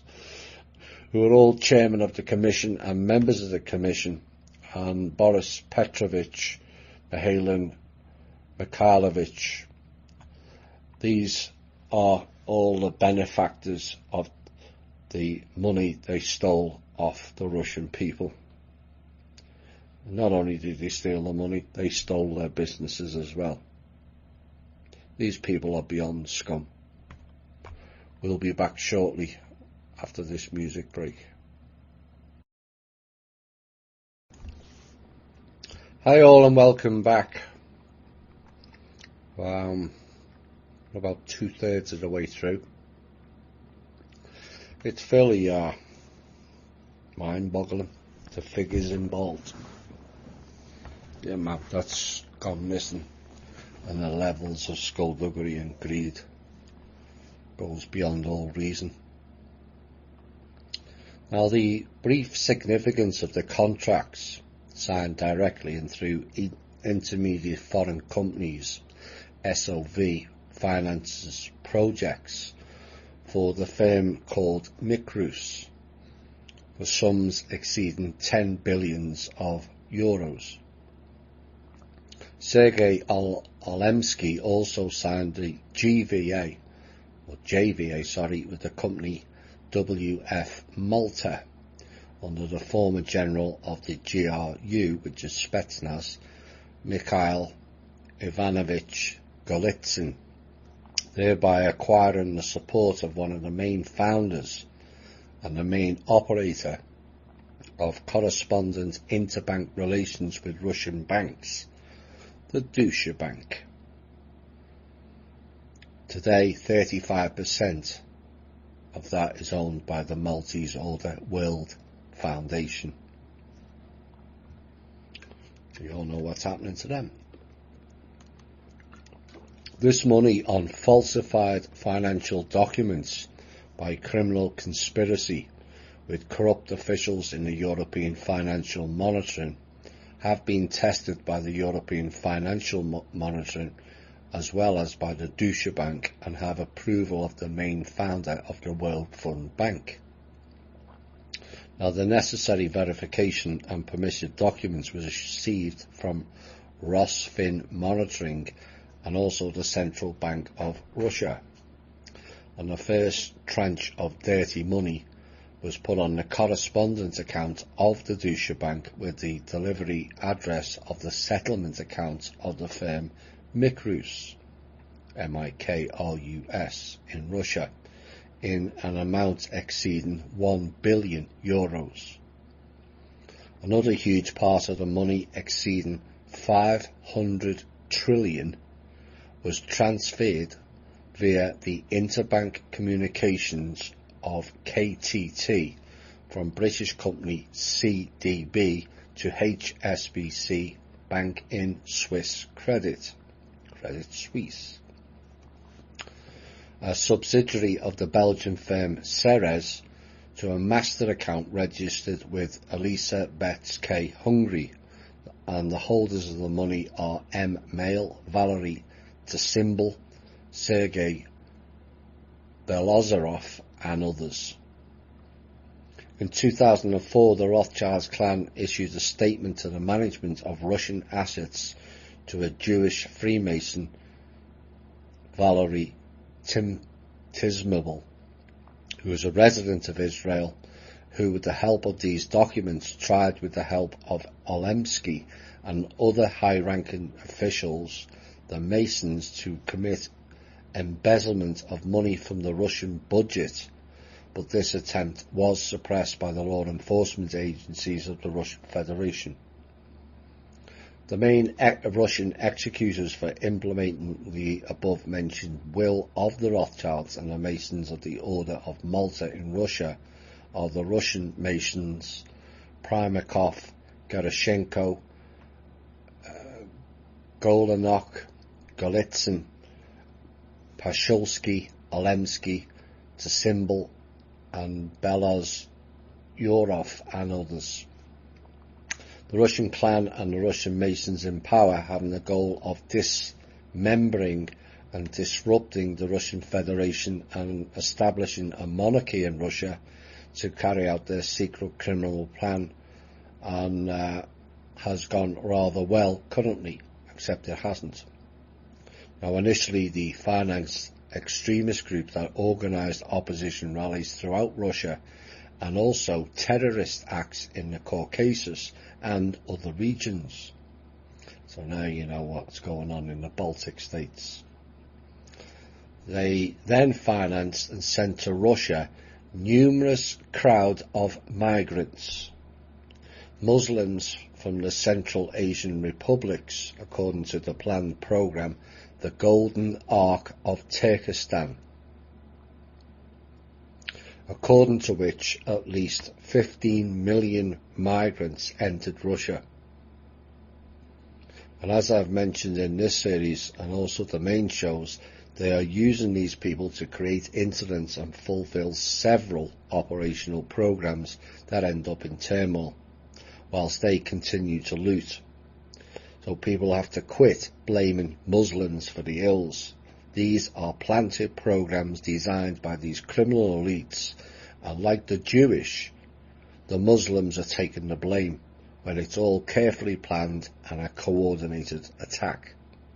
It's problem, reaction, solution again, and the stupid people always give them the reaction they're looking for. We have to get smarter. If you think the non-Zionist Jewish people are the problem, you are naive at best and stupid at worst. If you believe Muslims are the problem, again naive and again stupid thinking. When the Russian president demanded from the government of the Russian Federation to restrict access of the migrants to the country, the Rothschilds clan changed their tactics of then seizing the Russian territory. Currently, this criminal plan is being implemented in the territory of the Caucasian republics, up to 1,200,000 militants. These are your Baltic states, all infiltrated at the top levels by NATO goons. readied by the command of the Rothschild clan to begin seizing kindergartens, schools, administrative buildings, stations and airports in all the regional centres of the KFD and the SFD, and even planning on marching to Moscow and support actions of those who are trying to overthrow President Putin of Russia. In the suburbs, the extremist group from Chechnya has arrived and is stationed with about 300,000 insurgents who all possess the information about every employee of the FSB and FSO of the Russian Federation. This tells you this is an intelligence-led operation, all done by NATO's open source handbook. Ain't that right, Mr. Steele? And are ready to destroy these employees and their families at any time when the order comes at our X. They're waiting for the Rothschilds to give them the go-ahead, in other words. These bandit formations are under the control of the Masons, the Siloviki from the Ministry of Internal Affairs, and the members of the Z Group remaining in Russia, who have already completely surrendered to the Rothschilds clan and the Order of Malta, and are ready at any moment to join the traitors of the Russian people. One example of what took place about the up-and-coming capture of the school in the Ossetian city of Beslan. A report about up-and-coming events, in other words an intelligence report, was placed on the table of the ex-minister of the Ministry of Internal Affairs, the Jew Nergalayev, a week before it happened, but he did not take any precautionary measures. That's the way it works. Masons have prepared the collapse of the CIS, which will begin after the referendum in Ukraine about joining the EU. In fact, the disintegration of Ukraine and the CIS has already begun after the President of Ukraine, Yanukovych, signed a document on European integration on April the 8th, 2013. Immediately, the Parliament of Ukraine decided to pay compensation to the Tatars who were evicted from the peninsula back in 1944. After that, the leader of the Crimean Tatars, Mustafa Jamil, called on the Tartars of the whole world to come to Crimea. Now you know what's going on there. Moreover, Maria Hohenzollern Romanova already considers herself as the Queen of Russia. She declared in Turkey that in November she would be the absolute sovereign of Russia, and in early September 2013 she signed with the Turkish Sultan an agreement under which she passes the Crimea Peninsula. In connection with these agreements, in early October 2013, a group of citizens from Turkey, in the number of around 10,000, demonstrated on the seizure of Crimea and stepping in an extremist column through the streets of Simferopol. None of the power structures of Moscow or Kiev even reacted to these invasive actions of the Freemasons. All turn a blind eye. Immediately after the referendum, Crimea shall be separated from the Ukraine and will become part of Turkey. The Rothschilds clan acts on legal grounds signed at different times by the leaders of USSR and the Russian Federation as follows.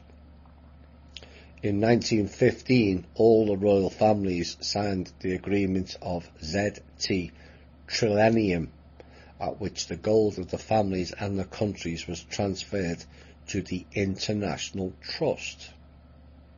In 1944, the Bretton Woods Agreement became the receiver of the ZT Trillennium, which was signed by the USSR for a period of 50 years.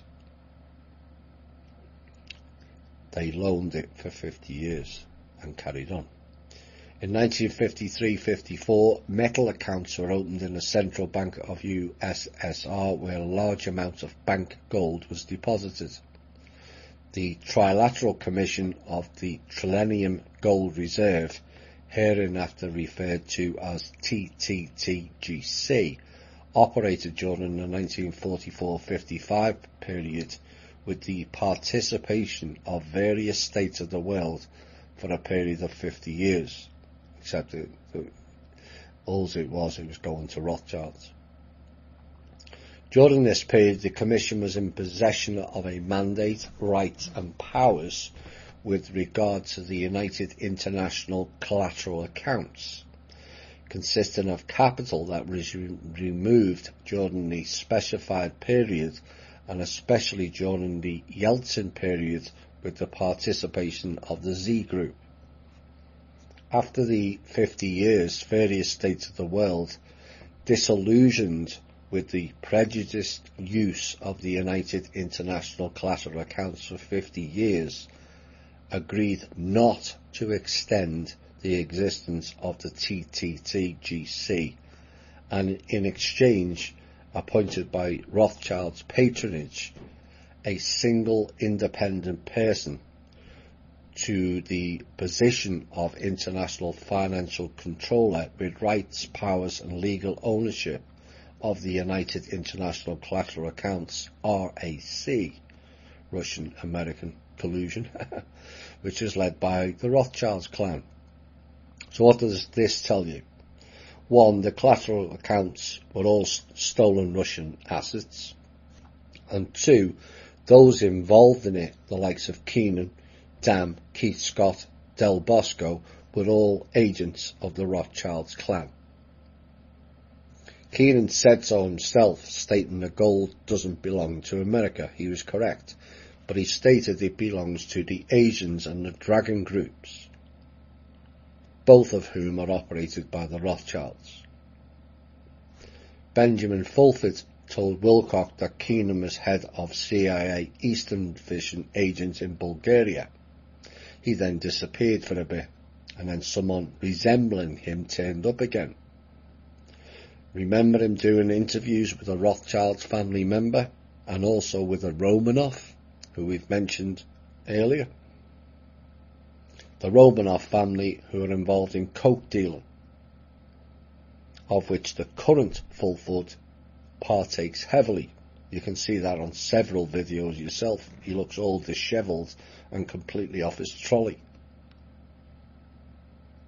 Now, the leaders of this company that manage the Z Group, which currently consists of 48 masters of Russian capital management around the world, 12 apostles, 12 apostles, oh, that's on a par with ass-ended masters there, and 168 custodians. Among the masters of management there are representatives of the group 2, Mikhail, who's now a US citizen, Alexander Gasper, Arthur Prokhorov, Kobzar, who, like Anna von Reitz, has a Nazi AAIA number,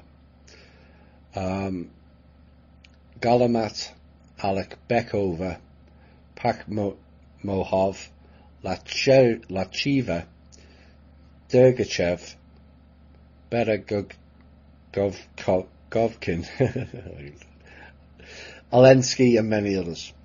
Kobzar eventually fell by the wayside, as did all Rothschild's former trustees. Took them all out.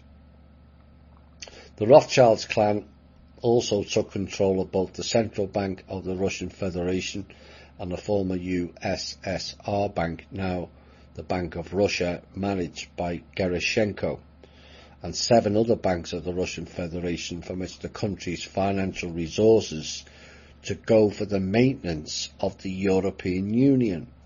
So Russia's paying for the European Union also. Britain, the United States and Israel. This is not the maintenance of the people for those countries. Oh no, it's the maintenance of the operations crew only. In other words, the agents and minions of these groups. So don't go blaming the countries. A significant part of Russia's profits is controlled by Washington through the Fed and the Rothschilds, mirroring the accounts of the Central Bank of Russia, where it's fixed at the exchange rate for that day in rubles.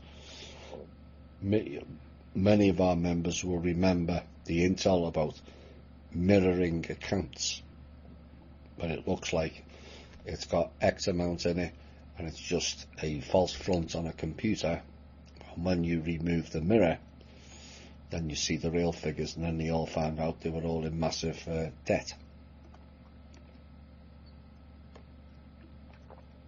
Furthermore, this profit out of these 8 banks is used to support the exchange rate of the euro, the dollar and the pound sterling, while the Central Bank of the Russian Federation buys and pushes extra dollars in cash through its representatives in Moscow in the Kashirka store. Now, to date, more than 21 trillion US dollars have already been concentrated there, but none of it is given back to the Russian people. The Rothschilds are preparing this pillar of security.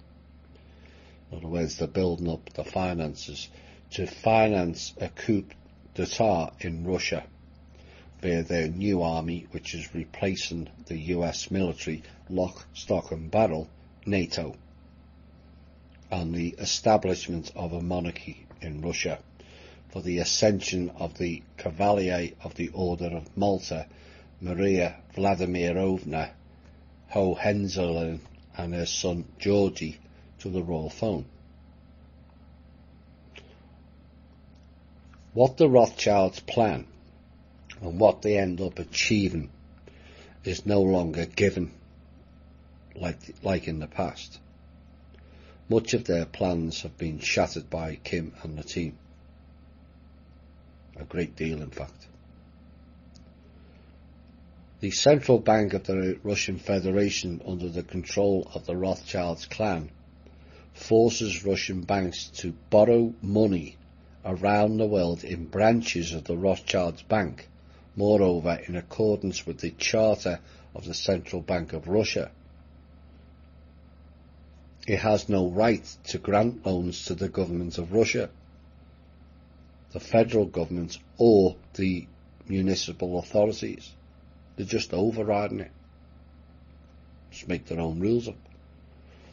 Thus, through the Central Bank of the Russian Federation, earns on the natural resources of Russia, the entire monetary resource leaves the country, pumping under a negligible 2% in US dollars, or our money is used to buy non-secured US derivatives. In other words, bailing out the vulture capitalists on Wall Street. And this is why Russia's on the brink of collapse, since the Central Bank of the Russian Federation can suck it out like a huge pump. Therefore, machine building, aircraft building, ship building, agriculture and other industries are degrading rapidly in Russia in general, like the whole country. At the same time, all wars waged by the armies of the European Union, the United States and Israel are paid for out of Russian financial resources. And it's time for the Russian people to think about how to take this resource away from them through nationalisation, as in most European countries. Highly placed government officials, law enforcement agencies and control officials support the Rothschilds clan and the Group Z in Russia. They have to be dealt with. It is necessary to note that in dirty force support, with the use of episodes of threats, practical actions of physical violence and kidnapping, professional militants of the Chechen Republic are acting with the personal participation of the head of the detachment of Adam and his deputy Elbrus and the head of the Group Z.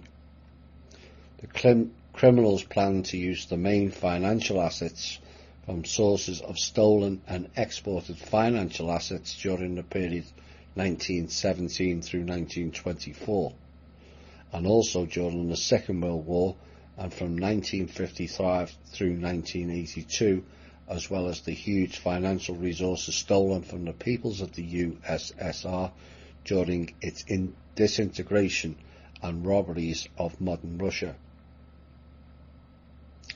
Recently, by conspiracy, the Rothschilds clan and the Olemsky group tried, through the foundation of the late Richard Gravet and one of England's trust companies, to commit embezzlement of Russian capitals again using the German company SOV, which was established in 1996 as the asset manager of Russia for counterfeit documents. And in 2012 this group signed an agreement with the Russian firm Mikrus again, which general director is Olemsky again, and Stepanovich, who is a citizen of the Ukraine who lives in Russia, in Moscow.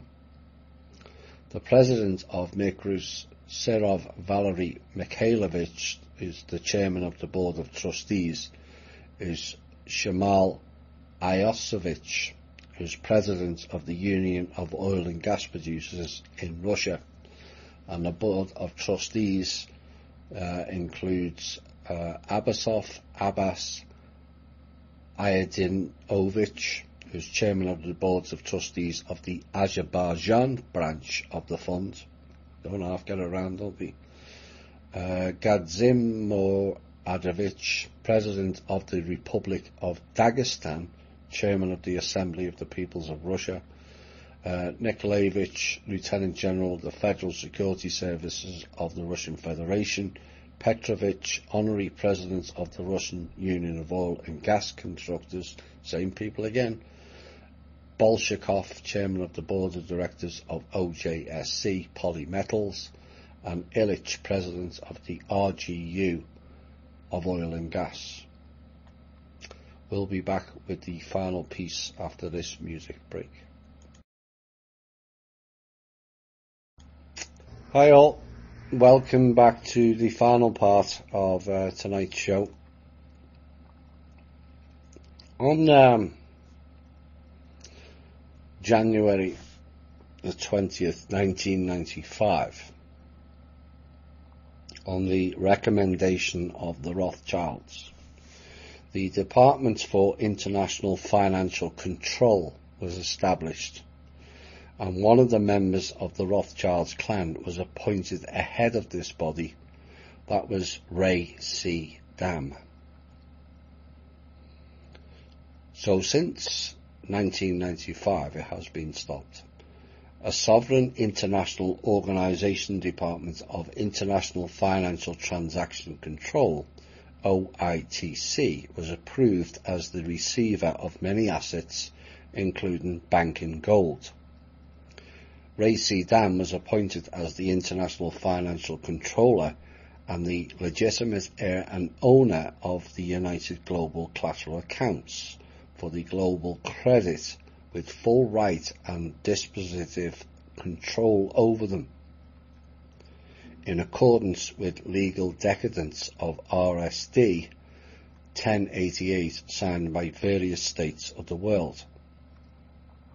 Following the confirmation of the rights and powers of His Excellency Dr. Ray C. Dam by the Washington Commission in 1998, on January the 20th, 2003, the establishment of the Department of International Financial Control was signed by the President of the Russian Federation, was completed. So they got the Russians to sign off on it. Rogue Russians.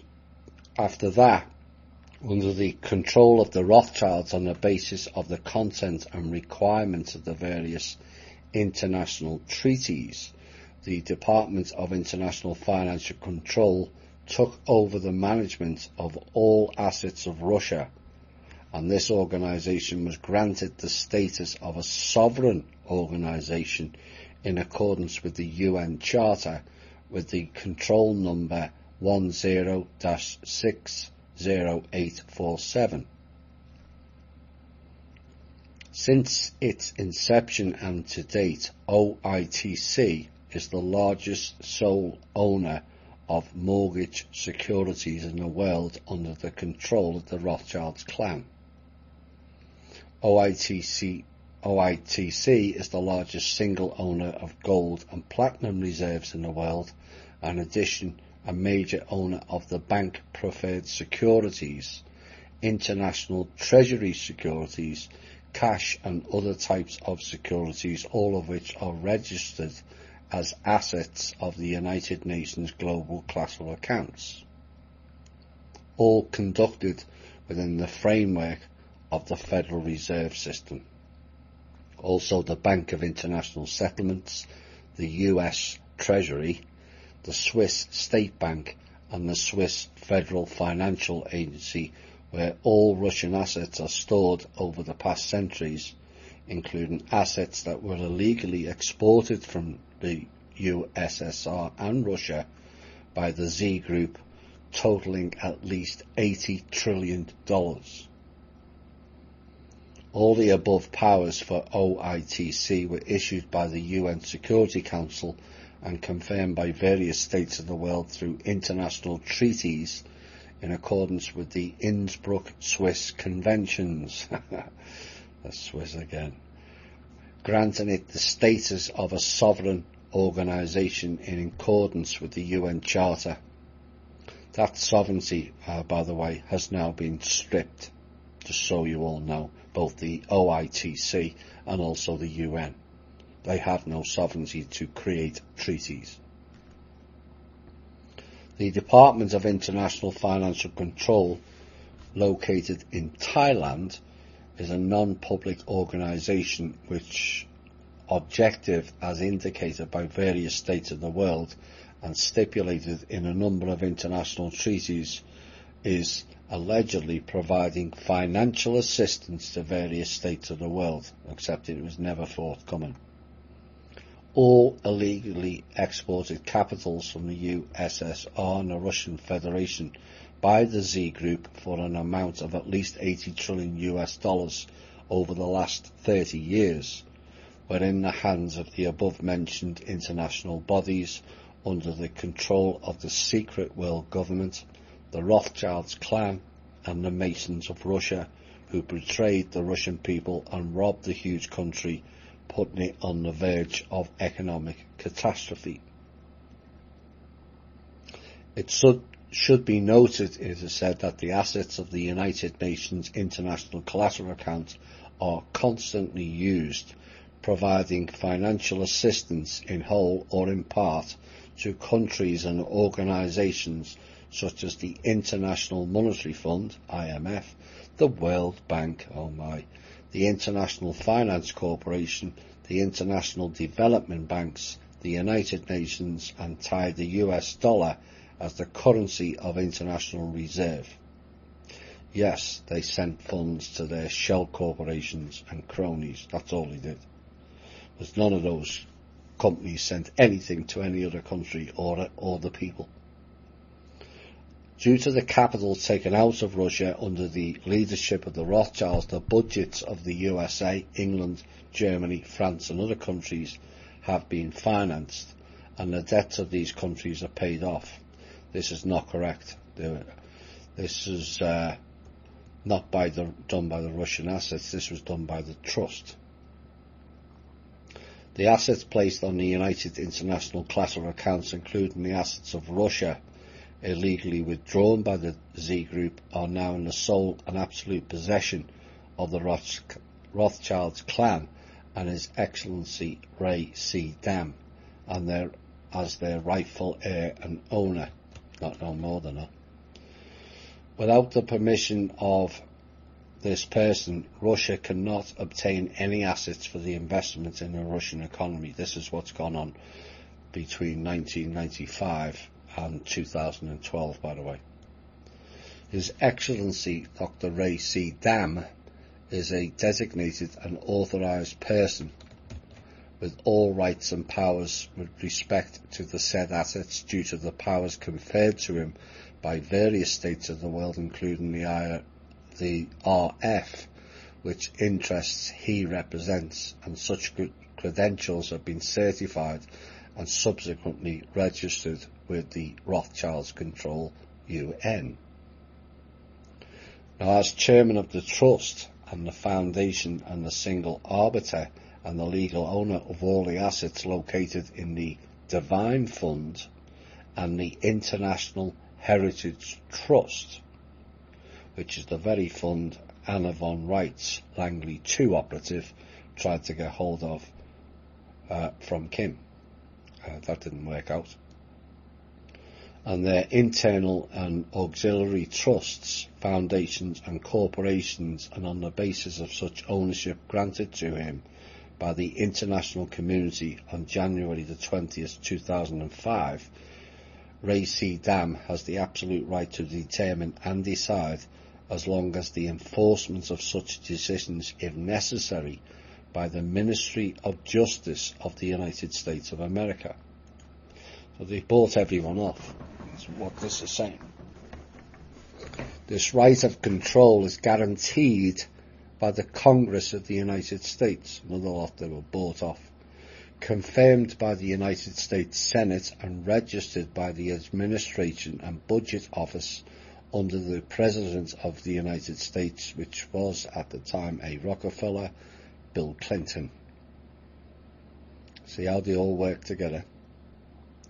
After that, the authorization of this person and his status of full exemption from liability, another common theme, is it not, was certified by the Great State Press number 632259984 and additionally registered within the International Department of the Ministry of Finances of the United States of America, the Bank for International Settlements, Swiss State Bank, and the Swiss Federal Financial Bureau, on the basis of which his definitions and decisions on all matters relating to the assets under his control are unchangeable.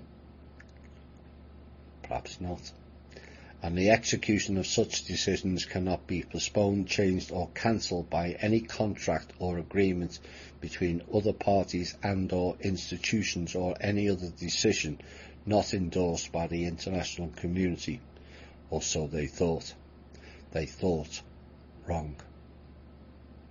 The decisions and determinations made by Ray C. Dam against the United Nations Global Credit Collateral Accounts, it said, took precedence over all and any laws, judgments, legal norms or similar documents determined by any court of any kind or any other state, including the international courts or the world courts.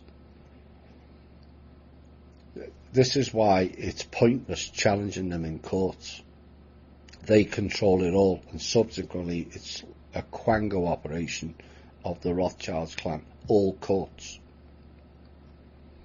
In addition, the international secret government administered by the Rothschilds for the control and management of assets exported by Group 2 specifically created a Russian-American company called RAC, led by the billionaire Jacob Rothschild himself. Group 2 is Langley. Langley 2. There are 3 divisions of Langley. And Ray C. Dam and his former wife, Karen Clanmother MacDonald, are or both were Rothschild's assets. Period. Also in that group was Keith Scott, another of Neil Keenan's sidekicks, and another, like so many following him, who departed the playing field. Here is what happened back in 2006 with OITC, and it is eerily the same figure Neil Keenan stated the costs to go into the bunkers. Coincidence? You decide.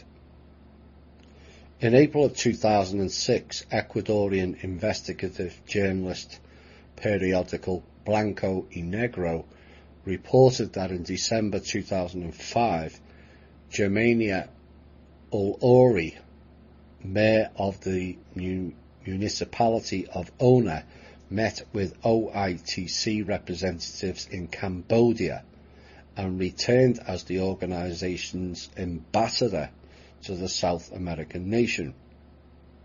The following month, she summons a meeting of 6 mayors from the Association of Municipalities of Ecuador to convey the OITC's offer of a $150 million loan to finance development projects.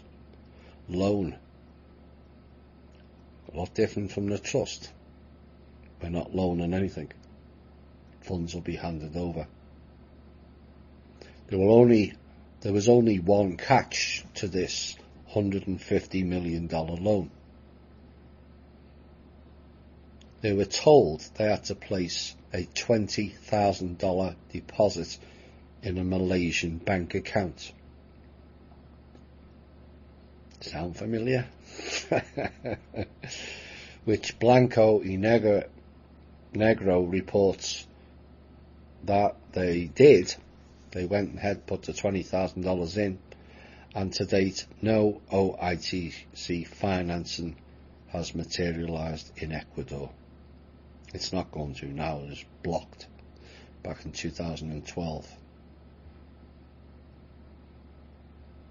Now, OITC went quiet for a few years until an incident involving another out of Langley 2 group, like Leo Wanta, both of which got sold out of deals. And in 2017, in an Oregon federal court, where Winston Shrout, Langley 2, was charged with having attempted to defraud the US government by trying to pay off his taxes with fraudulent bonds.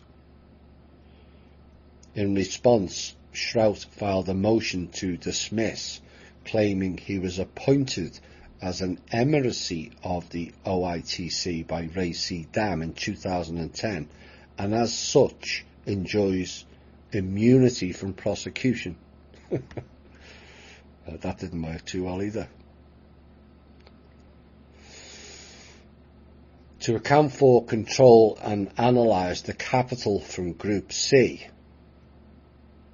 America also established in Washington an analytical department, AU Treasury Department, which dominates and manages the gold market of the whole world in a rather disciplined and highly competent manner that suits themselves, in other words.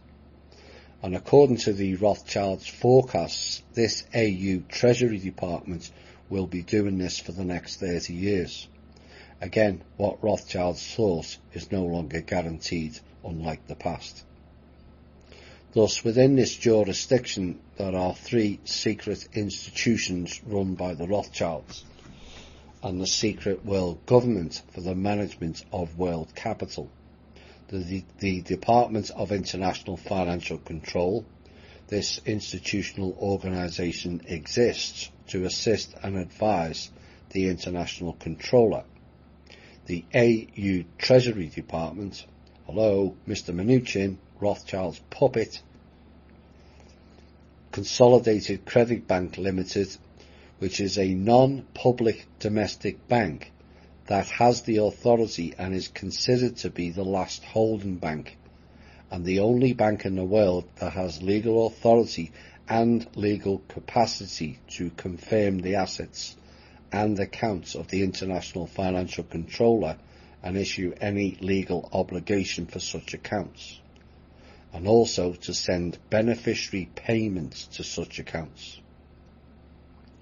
Not no more they can't. Oops. This bank is was an institutional bank established within the Federal Reserve System. The bank is closed to the public. It cannot be found in the publishing houses of the Banker's Almanac, the banker himself, or any other guide. So essentially what they did, they created a fresh air bank that exists, but nobody knows it exists and nobody can locate it.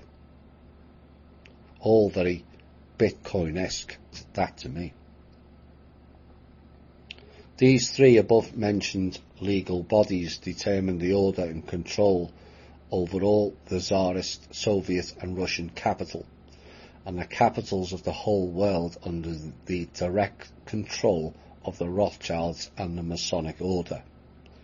That is, the entire world financial process is completely controlled by the US, as they have all the access codes to the accounts and the slightest movement of financial funds, although 2/3 of all cash dollars and gold, platinum, are outside of the US.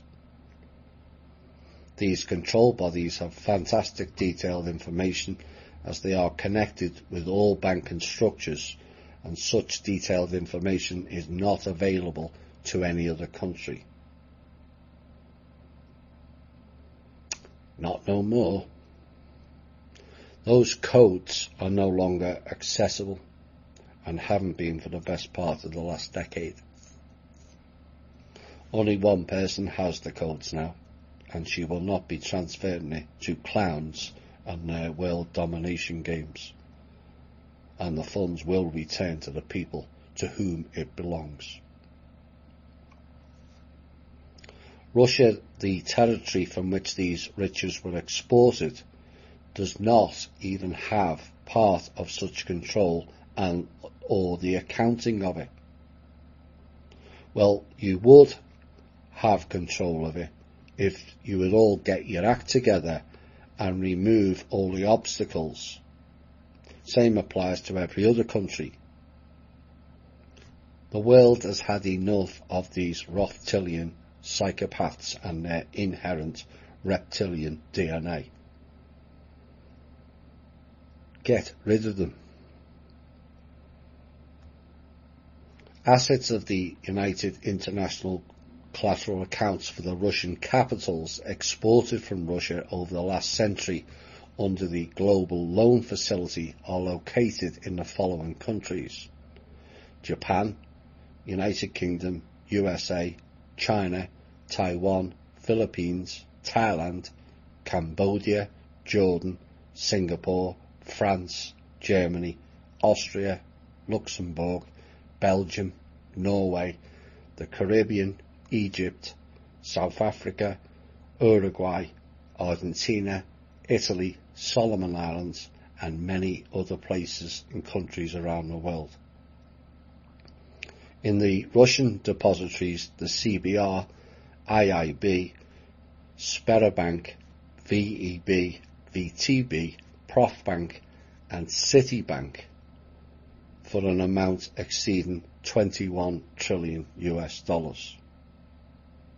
Citibank issue has now been resolved. They have zero left and will follow Deutsche Bank into the toilet.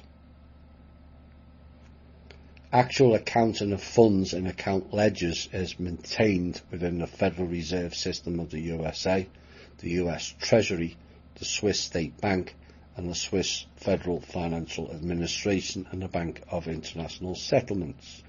Not no more than that, because Kim has control of all the account ledgers. The transfer of any Russian assets is limited to the framework of the international central banking system and in order to restore historical justice and return the looted people's capital from the Russian Federation, the RSFSR, the USSR, the Tsarist Russia and other historical assets of Rus and the Russian people, stolen over the past millennia on the recommendation of the Russian and the RSFSR leader, and perhaps the leader of the entire Soviet people, Vladimir Putin, a foundation for social and economic development of the regions. They have decided to set up and establish the Ra Treasury. The Ra Treasury Fund was given the status of supreme organisation and executive body in the monetary, social, economic and cultural spheres throughout the territory of the Commonwealth of the Soviet Socialist Republics for the fulfilment of the above stated purpose, and also the only authorised body of the USSR approved the Ra Treasury Fund to receive all the above stated assets. The above powers were irrevocably given to the Ra Treasury Fund by the expanded Presidium Plenary Session of the Military People's Council of the Commonwealth of the USSR, which is the legitimate successor of the USSR. The SSR was the legitimate successor. As for the Ra Treasury, this is more sidetracking bullshittery, period. Those clowns are based in Thailand, and they are linked with the Ray Dam team and the Rothschildians. This is a typical plot of the clowns when things go wrong. Present another solution that appears to be congruent for and by the people, but operate in secret by the same clowns. A bit like crypto and blockchain drivel. A bit like the BRICS organisation. A bit like Procter & Gamble and their Thrive movement. And Jared Rand and his Medbed. All given the illusion they want to help us. All of it is total bollocks. It should be noted by people globally that there has been 1.875 million metric tons of gold has ever been mined on this planet, which far exceeds what we've been told. Of the 1.875 million tons, 1.3 million tons belongs to the Rus. Another fact his story will never tell you. A common theme. But this series is about telling the truth, and many people don't want to hear the truth. They can't handle it. I've been labelled a white supremacist, a Nazi, anti-Semitic because of this show. But that is another common theme of the global system of control, to label people with derogatory terms and hope some of it sticks. A bit like the term conspiracy theorist, which came out of Langley. Essentially label anyone who dares to tell the truth or given a different perspective or opinion from their bullshit narrative. Those people can call me what they like. They're too stupid to get anything. And arguing with or against them is the height of pointlessness. Let them stew in their own insanity. This is what Kim and the team took on. You've heard all the figures, you've heard all the organisations, all the trusts, the slush funds, money here, money there. Global financial skullduggery everywhere you look. And you now know over time we have managed to locate and reclaim most of those stolen assets and return them into the trust for future dispersal back to the origins of where they came. all the gold, resources, assets, offshore accounts, trust funds, backdoor looting of countries is now all blocked. It is and was a staggering undertaking to take on, and more so to achieve the levels accomplished to date. Perhaps now people will understand the depth of the work undertaken by Kim, myself and the team, at great cost to their lifestyle and way of living under a daily threat to their life is no fun for anyone. Trust me, I know. So when people ask, where are the funds and why is it taking so long? Perhaps with this show you will begin to understand why. The depth of it. The amount that had to be cleared.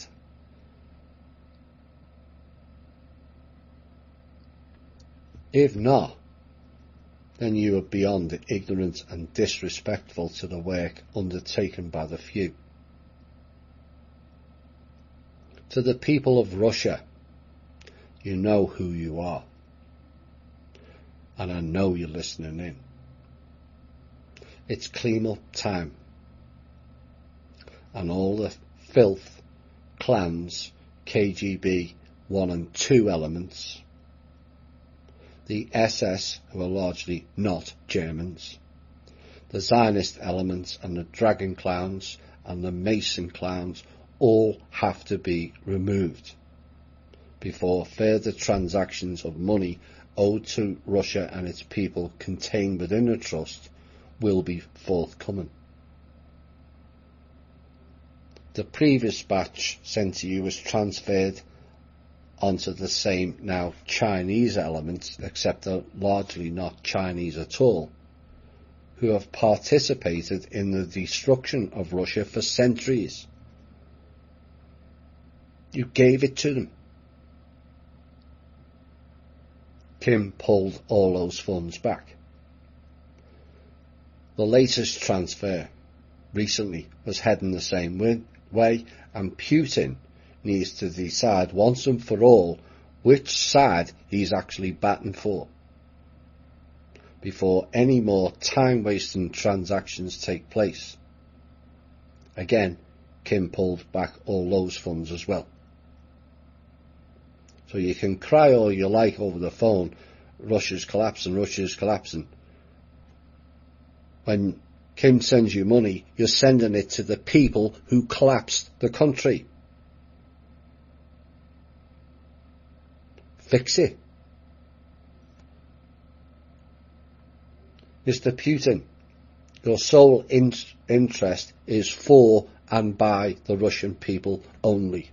You've been told that several times, on and off world.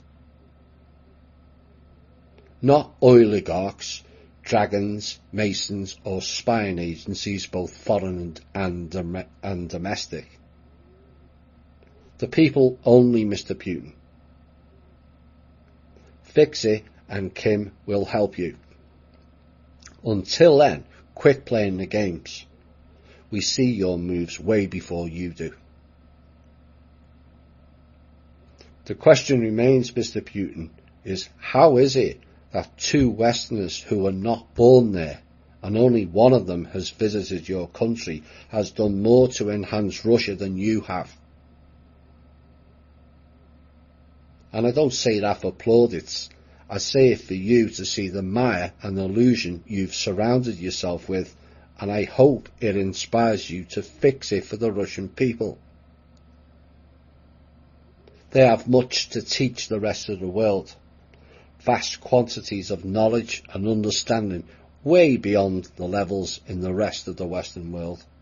Way beyond. Why wouldn't you want to promote that? Tell the world who really created communism.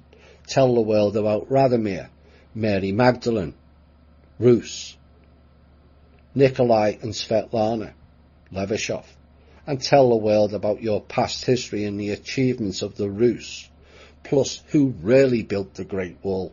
And no, it wasn't China. And most of the world's other monuments falsely attributed to the Greeks or Romans. We all want to hear it. The question remains, Mr. Putin, are you the cult of Rasputin or the heirs and Rus Putin?